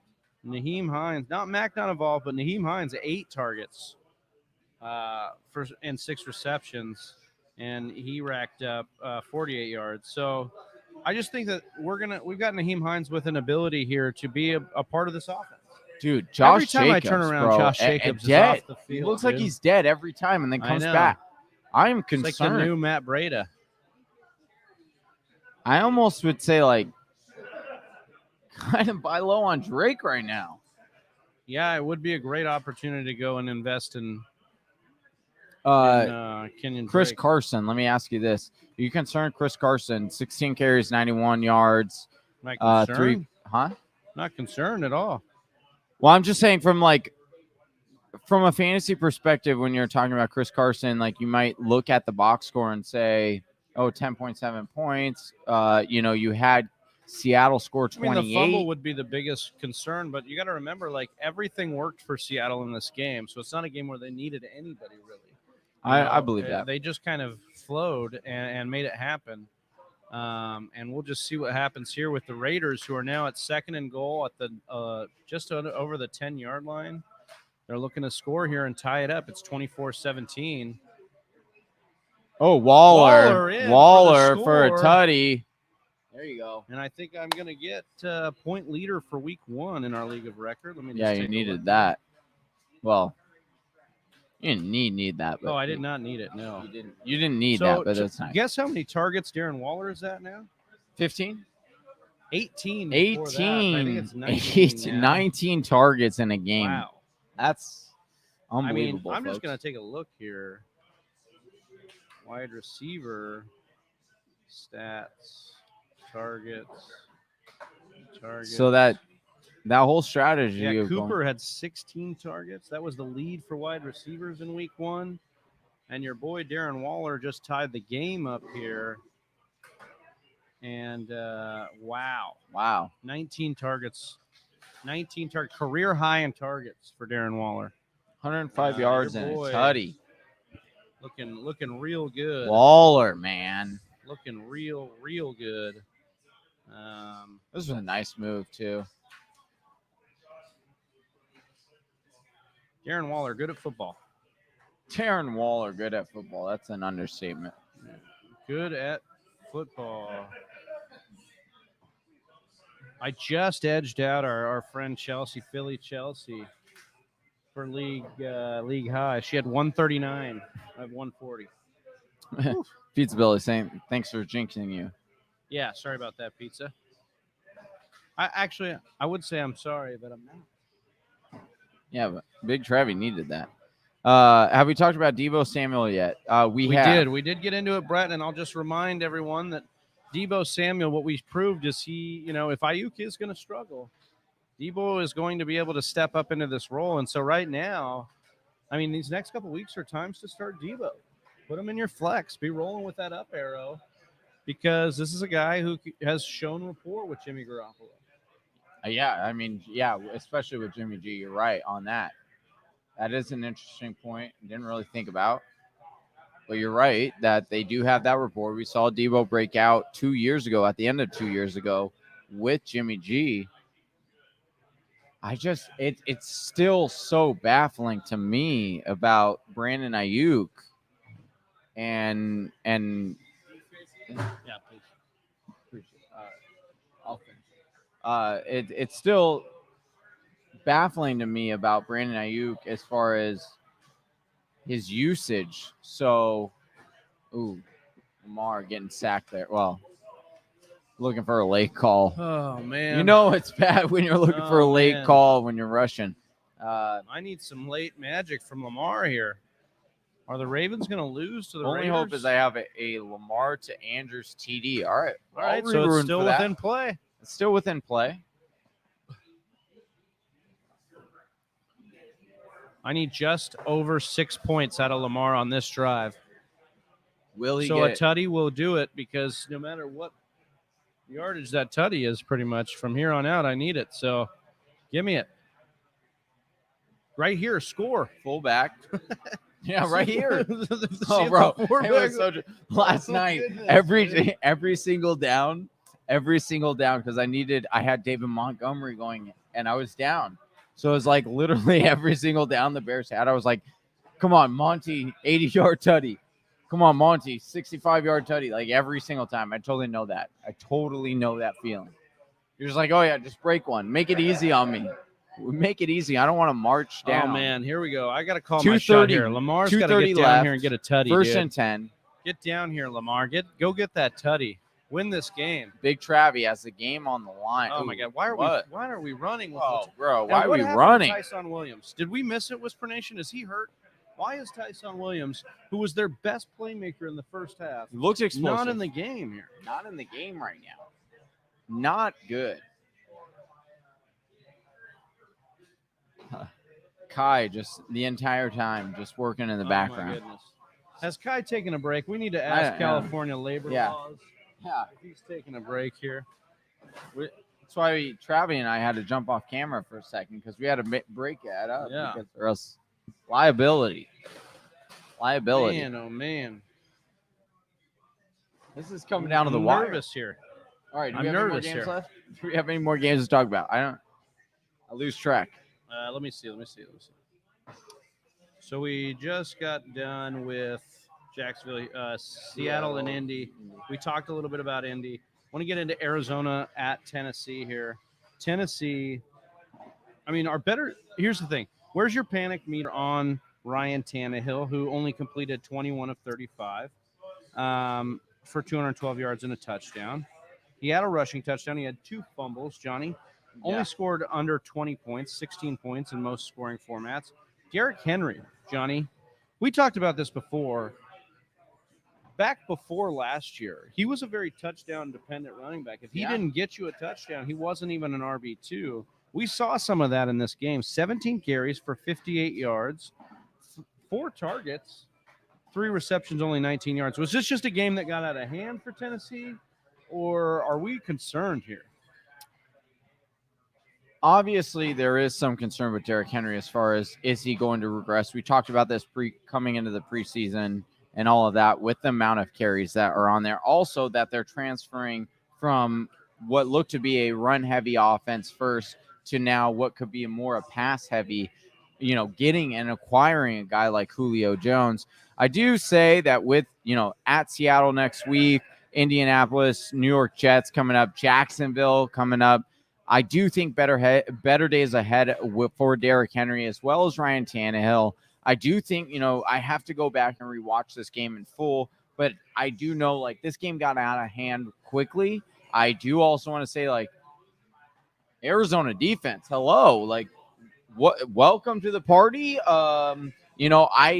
Before Butler went down, I'll be honest, I expected this before Butler went down as the corner, retired randomly. I did think that the Cardinals were being a slept-on defense. As soon as he went out, I was worried because I was like, these corners are going to struggle. They have good pieces on defense, but there's some struggling, big holes. But once again, I don't know if it was I have to go back and watch the film, but I don't know if it was a huge part of Cardinals got up big early and they were just trying to press. So Cardinals knew, hey, they could just pin their ears back and go after. You had Chandler Jones have five sacks in this game. Right. All right, Johnny. On pace for 85 sacks in the year. 2 minutes left, Johnny, in Week 1 NFL football. We've got Lamar scrambling. Oh, he's gone. Is he gone? Oh! Big Travie needed that. Hey, Big man. Travie needed that. It was 25-yarder. We're getting close. 25-yarder. We've got some. Dude, that was a big play. Here. All Lamar right, so scrambling around. I just need about 36 yards or 3.6 points. Folks, you can't dial up. You can't script this drama. Oh, it's here. This is why we wanted to do this show. We wanted to do this show because we want to show raw, true emotion. Are we analysts? Absolutely. Do we let our fandom dictate our analysts or what how we dictate games? No. But we are fans of the game. We do like to spread that around to our listeners. And look at this. Big Tribe pulls it up. Close game. We love to play the game. We love the community. And if you love that too, you're newly, tuned in right now. I need please a hit quick that score. subscribe. What I can't have here is Baltimore hot dogging it, thinking that they're just going to get the field goal and get out of here because they have Tucker.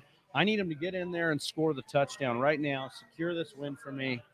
And then, then we can have some extra football and see what happens. But the nice thing for you is that the Raiders have two timeouts, but they just run it right there with Latavius Murray. What is going on with Williams, man? Why has he not been in the game? I don't get it. I don't know what happened here. Tyson, I'm going to look at some updates. Look at the updates, dude.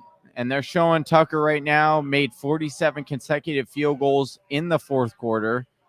Could they be counting down to their – are they going to kneel? Are they going to just milk this? I don't think – Raiders have one timeout left. They took a timeout after that. 2nd and 8.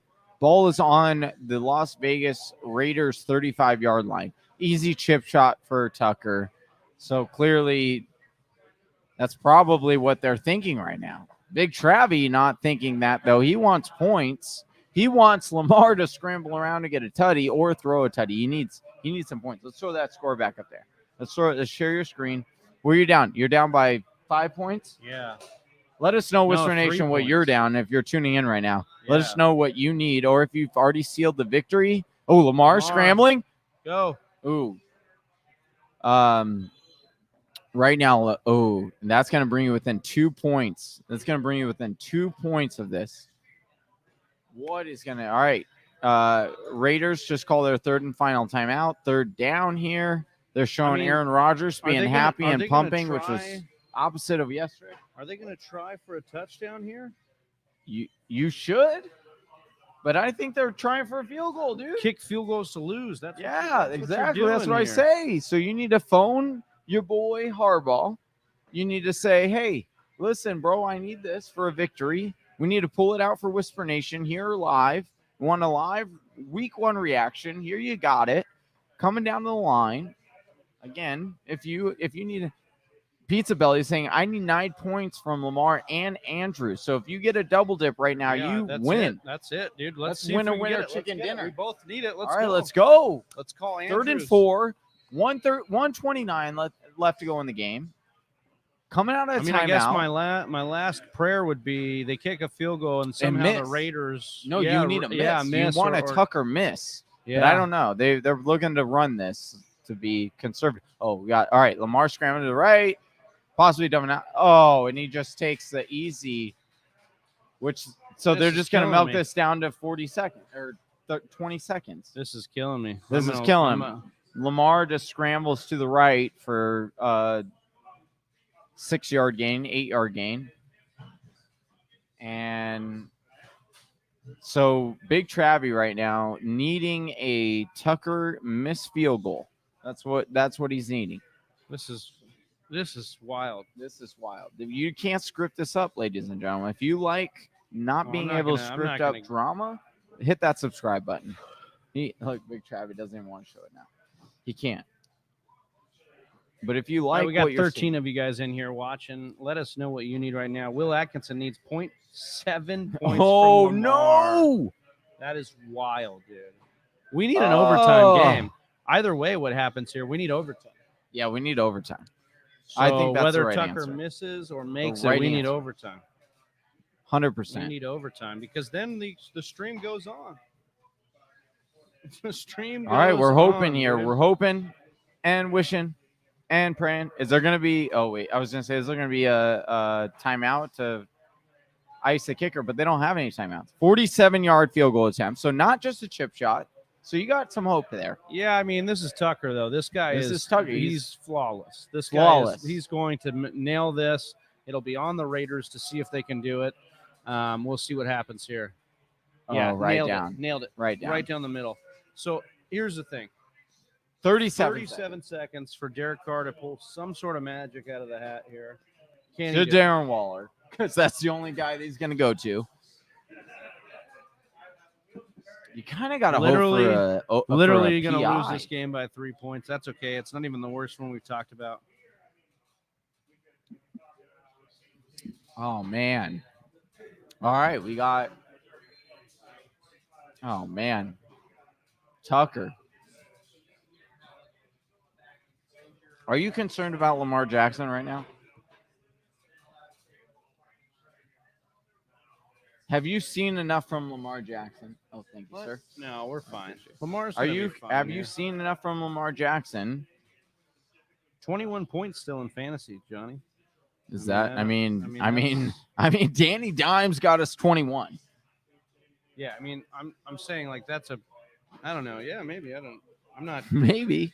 I mean, the Raiders defense is not sexy. I mean, in this, he's got 17. Derek Carr has 16 and whatever. This is probably 4-point, probably. I'm presuming. No, this is 6. Derek Carr, 24 game-winning career fourth-quarter drives. Second in the NFL since 2014. Matt Stafford. No timeouts, but with 37 seconds. This is going to be one of those field goal. This is going to be one of those Madden comeback missions or whatever that they do. Call it in the chat if you think it's going to happen. Yeah, let us know in the chat. Do you think there is going to be a Carlson 40, I said 40-yard field Do you think there's going to be a Carlson field goal to tie this up to send it in overtime? Derek Carr looking.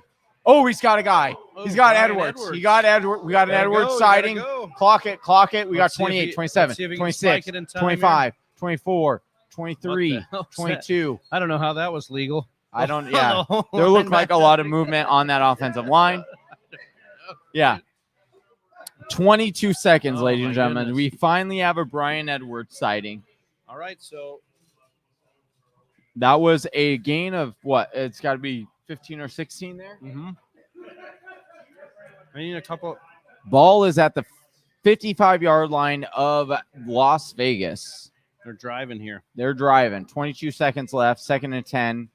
Wait, how does that say 2nd and 10 when that was such? Oh, because they clocked it. Derek Carr. Oh, over the middle. And he caught it. Edwards again, dude. Edwards again. He got Edwards again. They've got to clock 10 it again. 10 seconds. 9. They've got to clock 8, it. 7. Clock it. All right, bro. This is a. All right, they got to get a quick out. Are they kicking this quick field out, goal? bro. We I could think be they're going kicking into it. They're overtime kicking right it. now. We could be going to They're overtime. kicking right it right now, dude. Is They're this gonna sending him happen? Out there. Timeout or clock out, dude. They're We putting got the Carlson fans in here right now calling like for a Janikowski. 50, I think a 59,000-yard field goal. Okay, Right it's now. not that long. 7 but seconds yard. 7 seconds left. Will Baltimore ice him here? That's going to be There's not enough space here right now for the excitement that I'm about to jump in joy. If Carlson makes 55-yard yarder, 55 yards. home opener, all the pressure in the world. He's They're gonna ice they him. called a timeout. He got it, bro. He got it. He got it, bro. He got Did it. they call a timeout? No, he didn't. He didn't go timeout, bro. Oh, that just happened. We got it. Bro, that just happened. The Raiders here Oh, my with the late goodness. tie. Wow. What a comeback. 55, bro. 55. That's 55 5.5 yarder. for my kicker, too, You can't by the write way. this up. You can't make Hey, it up right Your now. boy is coming for that number one No, you're fucking not. total You're not. all weekend, You're bro. not, dude. Hey, that was wild. Hit us with a like right now if you're going nuts like we are. That was absolutely nuts. Also, another reason why, okay, you don't pick up a kicker in your draft. Honest. Don't pick up a kicker in your draft. Why? I picked up Carlson yesterday after the first half of games because I drafted running backs and wide receivers all the way through my bench. Didn't pick up a defense or kicker. And then right after I saw, I was like, okay, who I need to drop because they didn't score enough. I figured that there's a possibility to pick them up later. Then you pick up your kicker. Huge advantage. Picked up Carlson. Your boy is getting a ton of points from Carlson right now. We are alive. They basically ran the same play to Brian Edwards twice. Got down the middle of the field and it kicked worked. a field goal, man. That was And it worked. And it worked. You're probably going to pull out this Monday victory. Maybe. We'll Will Atkinson saying, oh, my God, we are alive. We are. We are alive, dude. live. That was Dude, crazy. To close us out, dude. To close us out. How can you script a better Week 1 Monday Night Football Dude, matchup than this? This is wild. Absolutely wild.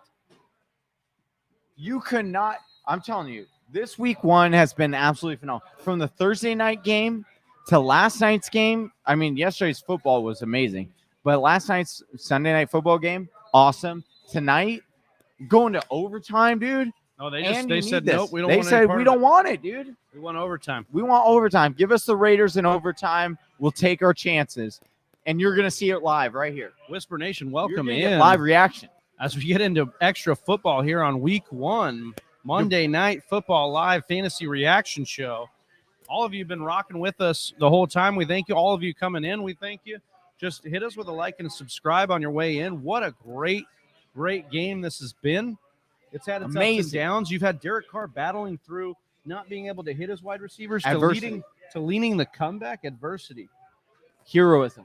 Adversity is an old wooden ship, and Derek Carr is the captain of that ship right now. Some great stuff. Irony. We are No signal. Oh, hey now. No, hey. No, it's commercial. Commercial break. Oh, We got a commercial break. Oh, this topic no longer exists. you messed with the sports ball, Kai. This is absolutely. Let us know in the chat. Look, Holy Gruden moly, smirk. dude. Gruden smirk is gold. Absolutely. 100%. Still going strong. Mr. Miyagi, we appreciate Mr. Miyagi hanging with us all stream long. Love Mr. Miyagi. Oh, Vegas got the flip. You need a field goal. You need a field goal, bro. You need Vegas, a field goal. I mean, this is going to be storybook either way. So I'll take whatever happens here. Is your boy gonna get the number one? What's the number one league score right? What does Big Travi have? Oh, he has 40. So I'm not getting it. I got 130. Yeah, you're not. Carlson You though, wanted it though. 11.9, picking him up last second, literally last second, because I picked him at halftime or after the end of the first games yesterday. This is amazing. If you're joining us right now, we appreciate you so much, and we love you, Whisper Nation. This has been one heck of a live stream, one heck of a week one. Great show. Huh? Is this your favorite part right now of the whole week one? That was pretty exciting. That was excellent. That was pretty That exciting. was excellent.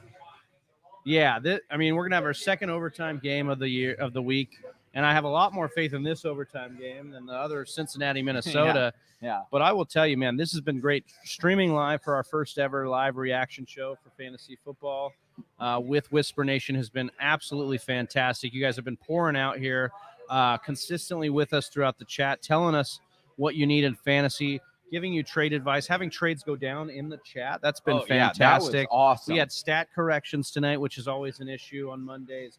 We had, lineups being won, lineups being lost. We have lineups still on the line. This is what we want to do every Monday night with you guys, and we're so glad we could bring it to you here live, week one, from Hop Secret Brewing in Monrovia, California here. So make sure if you're ever in the LA area, if you're in the LA area now, go over to Monrovia, check out Hop Secret, and grab yourself some of this delicious beer over here. But most importantly, come say what's up to the Fantasy Whisperers, and honestly, just have some fun, man. This is fantasy football. We're having fun right now, and this has been a game. This has been more than a game. This has given so extra. many fantasy gems. Yes, absolutely. So we're rocking and rolling. Listen, the week 2 is about to start tomorrow, so make sure you're over on YouTube, subscribe, because we're going to have the waiver wire column coming out. We're going to have all sorts of things coming out, the matchup shows. I mean, we don't stop. There's no days off here. So we're trying to get you those wins each and every week, dominate your league. Has he got a rapport now with Brian Edwards? Seems like it's established here. Three straight, bro. Yeah. It's been established here over the last couple you drives. better rewrite that waiver wire column right now and include Brian Edwards' name in that. I'll just because you won't. Target share here. I mean, it's definitely. I was going to ask. I mean, I know what the answer is for you, but I was going to ask you if you think that those 2 catches on that drive were enough to kind of warrant it. I mean, I'll tell you right now. I mean, still only 4 receptions, but only 4 targets. So against a really difficult matchup again. So that's what I do want. Ooh, that was a difficult hit or a hard hit. What I do like again is it spectacular? Is it popping off the page? No, it's not. But again, against a difficult matchup in clutch time, no other clutch time than they needed those catches. That's what you love to see from those younger wide receivers. So can he build on that? That's what we want to look at. And going into overtime, for them to go and target Brian Edwards after their first, on their first throw says a lot. Now, we do need to continue to see a rapport. I mean, he has 3 catches, and all of them have been in the last little bit. So I don't know. So I don't want to feed too much into it. You're absolutely right. Renfro, though. Renfro down the sideline here. Oh, he's cutting. Renfro, man. Whoa, Renfro trying to make a case to be the number 1 waiver wire pickup. That's what I'll tell you. Are you picking up Renfro? No. I just don't. I think I'm with you. There's no upside. What's the upside? Is that the truth for Brian Edwards, though? It's hard. The truth? I think it might be just because he's never going to be more targeted than Waller, I would imagine. But maybe we don't need that much if he's going to just be the secondary target. Ravens in desperate need of a stop here. I mean, Nelson Aguilar last year was you could start him in some weeks. You weren't doing it every week. No. In theory, it should be Brian Edwards. In real talk, it should be Brian Edwards.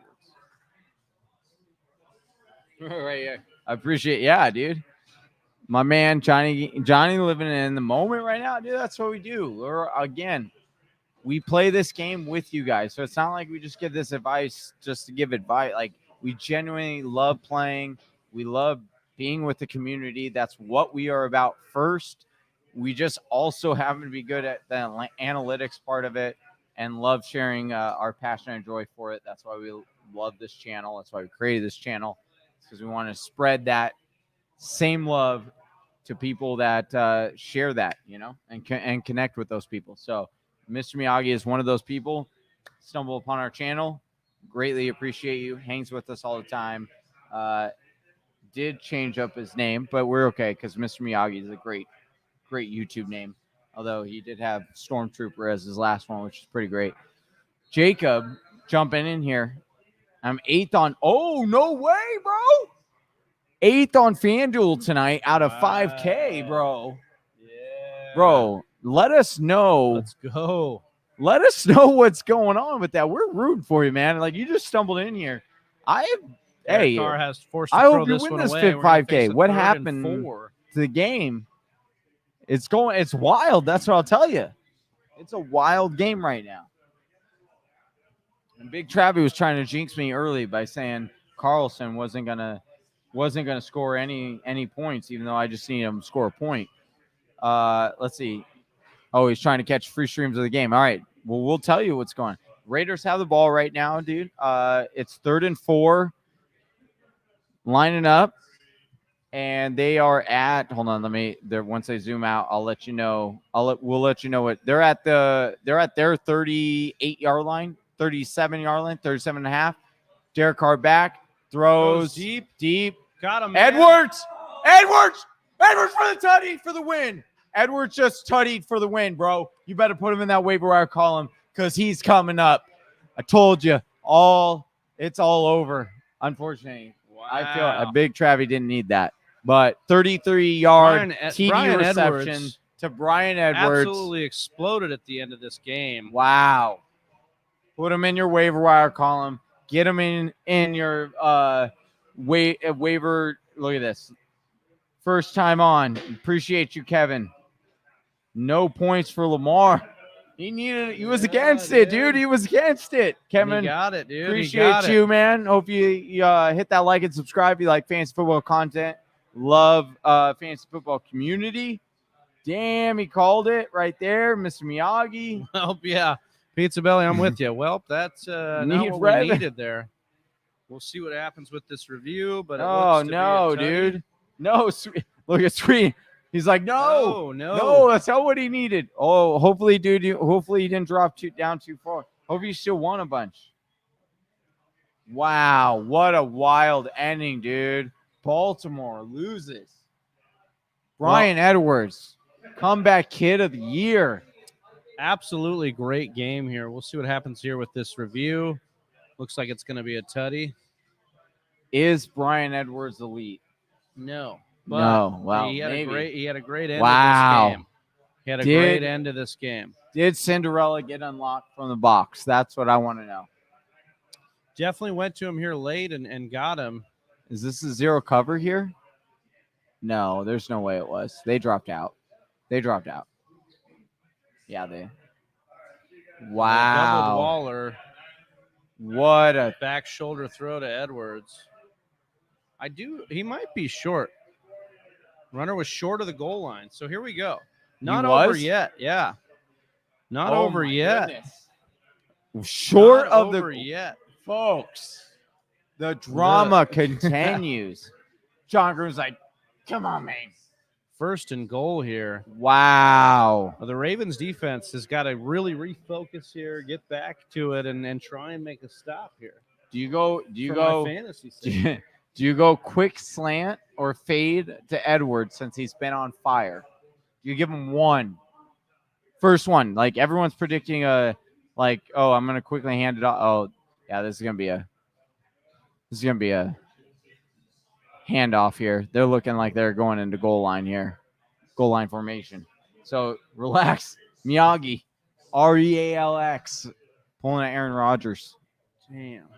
First and goal from the This one. is wild. All right, let's see if Jacobs Absolutely just punches wild. this in. We got Josh Jacobs in the Pulls backfield. gut out. It's looking like they're going to run. Derek Carr sneak. Does he get it? He does. He They does called him not get short. it. Derek Carr, Called him quarterback sneak, does not get it. Gets to about the half-yard line. Second down. They already Second called him down. out there.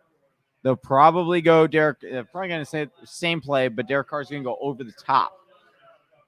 I would Knocked bet. out of his hand. I would. You won't, dude. I mean, that's what Jacob needs. Jacob needs that. Jacob needs that knocked out of the hand return, and that dude's gonna win 5K. Well, Jacob, Pizza Belly also needs Lamar to Andrews here. So Yeah, they haven't seen the field in what feels in like a an decade. hour. Yeah. We've seen the field more in the last 10 minutes, which is 0. Figure that. What a game. This game has been absolutely excellent. Bananas. Let's see what happens here. Second and goal. Ravens lining back up here. This is our chats going off in our Tolton League.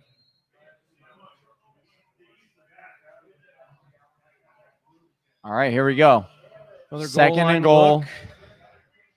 Oh, false start. That's a false start. False start, Yeah. bro. That's Oh. not good. That's not good for the False start. Raiders. We have a false start Oh, man.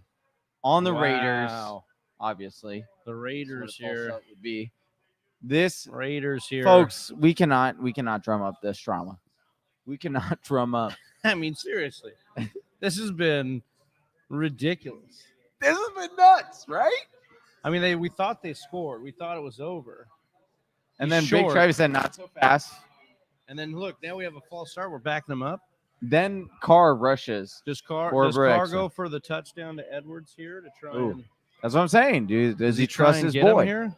I mean, We've got Edwards Ruggs on the splitting outside. out ride. Not likely. Baltimore. Not likely here. Not likely to go to Second Edwards. More down. likely to go to Waller. Ugly. Ugly fade to Right, so Renfro, one more third and opportunity goal. to get the win. Otherwise, they'll be kicking for the tie or to go ahead. Yeah. Is will give- Carlson. My boy Lamar the ball back. So I'm hoping for a miss. Not Yeah, a you miss. know, Well, a you miss want a would be field fine. goal. You want a field goal. Yeah, I Because would the field want a goal field goal 'cause, presses. yeah, they'll want to go down Yeah. and score. You're wanting So for a I mean, field I goal. need a miss on the third down. And I won't lie, your conversion. boy's wanting a field. I would like a 20-yard sack here, so the field goal is like a 50-yard field goal.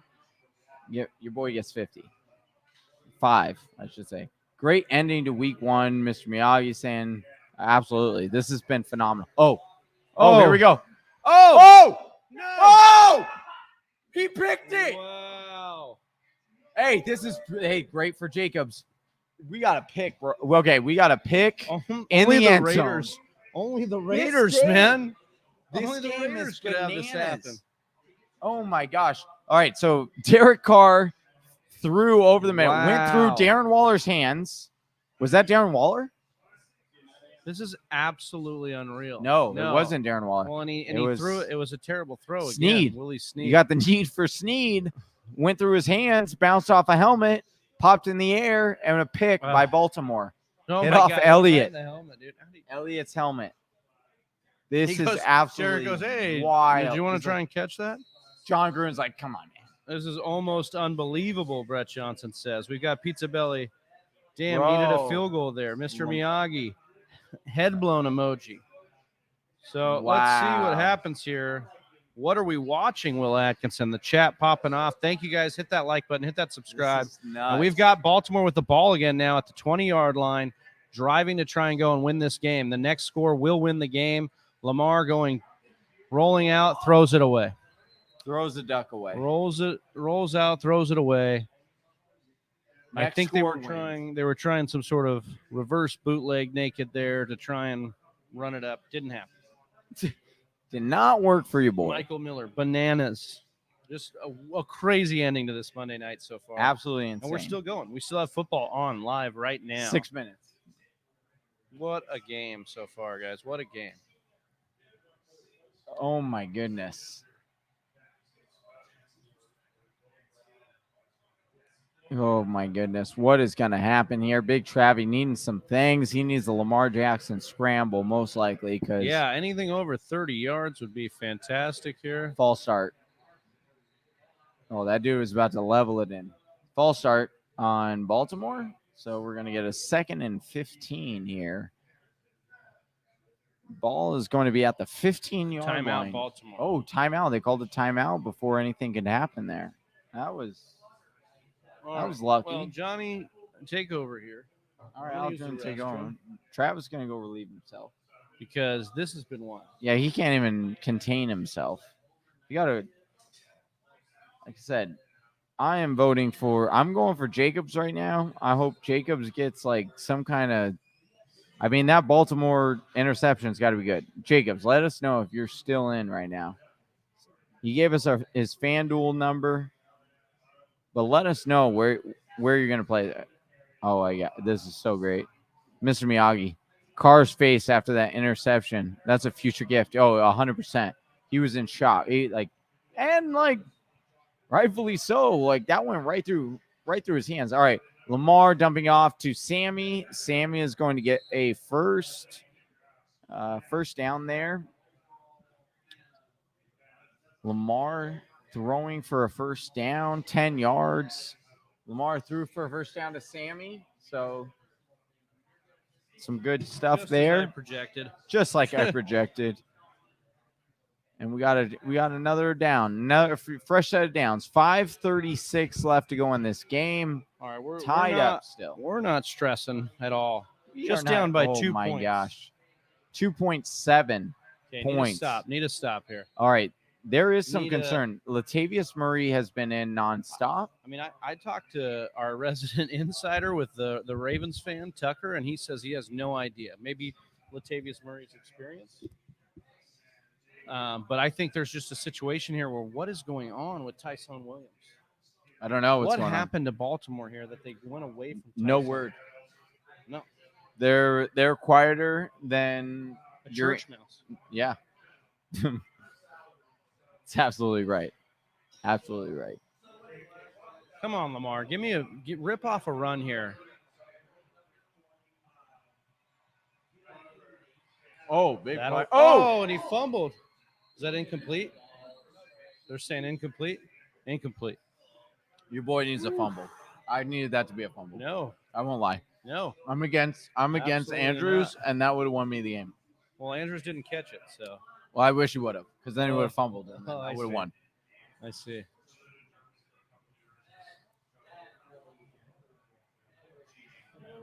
All right, here. What is going to happen here? The Ravens with a 3rd and 7.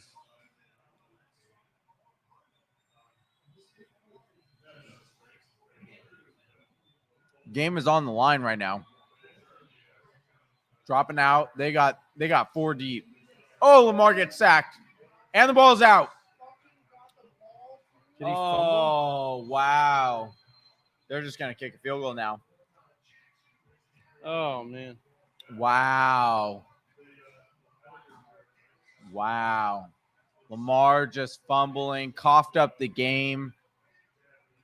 He's going to be taking that NyQuil tonight to help him sleep.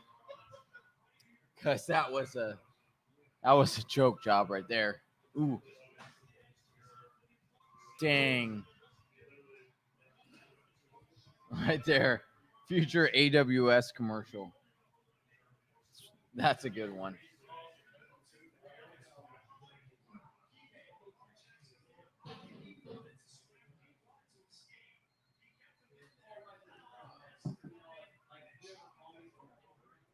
Look at that. This is unreal. We have watched both these teams cough up opportunities, just take this game. Absolutely wild. A Raiders fumble would just be Oh unreal my right gosh. now. Could you imagine if Drake fumble? Oh man. And Pizza Belly back with another whelp. Yeah, I know. I don't know what's going on, man. Letting Carlson come out right now. All right, let's see. It all comes down to this. He's like, all comes down to this. Carlson, They're kicking your it boy down. only needed 1 point coming in, but Carlson doing me strong by possibly getting up to 13 here, 13 or 14 here. How long is this field goal? Is Carlson gonna make this? Baltimore's gonna ice him. Look, Baltimore's gonna try to ice him. Oh, a delay of game called on the Raiders. Which is gonna now they're switching back out. This is Now they're saying, unreal, all right, dude. hey, we need to What get that is 5 going yards on? back. Hey, Dude. no, Yeah. I throw him in. Throw him in. Right. Hey, yeah. It's like it's not like he's Yeah. hey, yeah. How come it's a 37-yarder? Why wouldn't they just throw him in there? He could totally make it. And also get me more. Oh, don't do that. Oh, what do you do? Oh! He got it. Wow. Wow. Wow. Zay Jones. Zay Jones just gets a walk-off tutty. Zay Jones gets a walk-off tutty. No one was closer to him. Wow. What a game. Absolutely unreal, Whisper Nation. Thanks for joining us here on this Monday Night Football live reaction show. This was an absolute treat. We got bonus football. We got matchups won and lost. We got waiver wire talk. We got crazy, crazy things happening. We got an overtime game. Oh, my goodness. What a night. All in week 1. And we'll be It's back just beginning. We'll be back at it in week 2. We'll be back at it tomorrow morning with the waiver wire column. For Johnny Game Time Hicks, I'm Big Travie. We're the Fantasy Whisperers. We're out. We're sayonara. Thank you so much to Hop Secret once more for letting us post up here. Again, if you are out in the Monrovia area, anywhere in the LA area, make sure you look up Hop Secret. Great beer, great people. Great oldies. Great oldies. All right. That's it. Whisper Nation, we'll be back with you tomorrow. Make sure you're subscribed on all the platforms. For Johnny Game Time Hicks, I'm Big Travie. Peace. Peace. Right here. Oh, hey, you made it to the end of the video. If you like what you saw, go ahead and hit subscribe. Make sure you hit that bell so you get notified anytime we drop new content or go live. And if you're still not sold yet, check out one of these videos.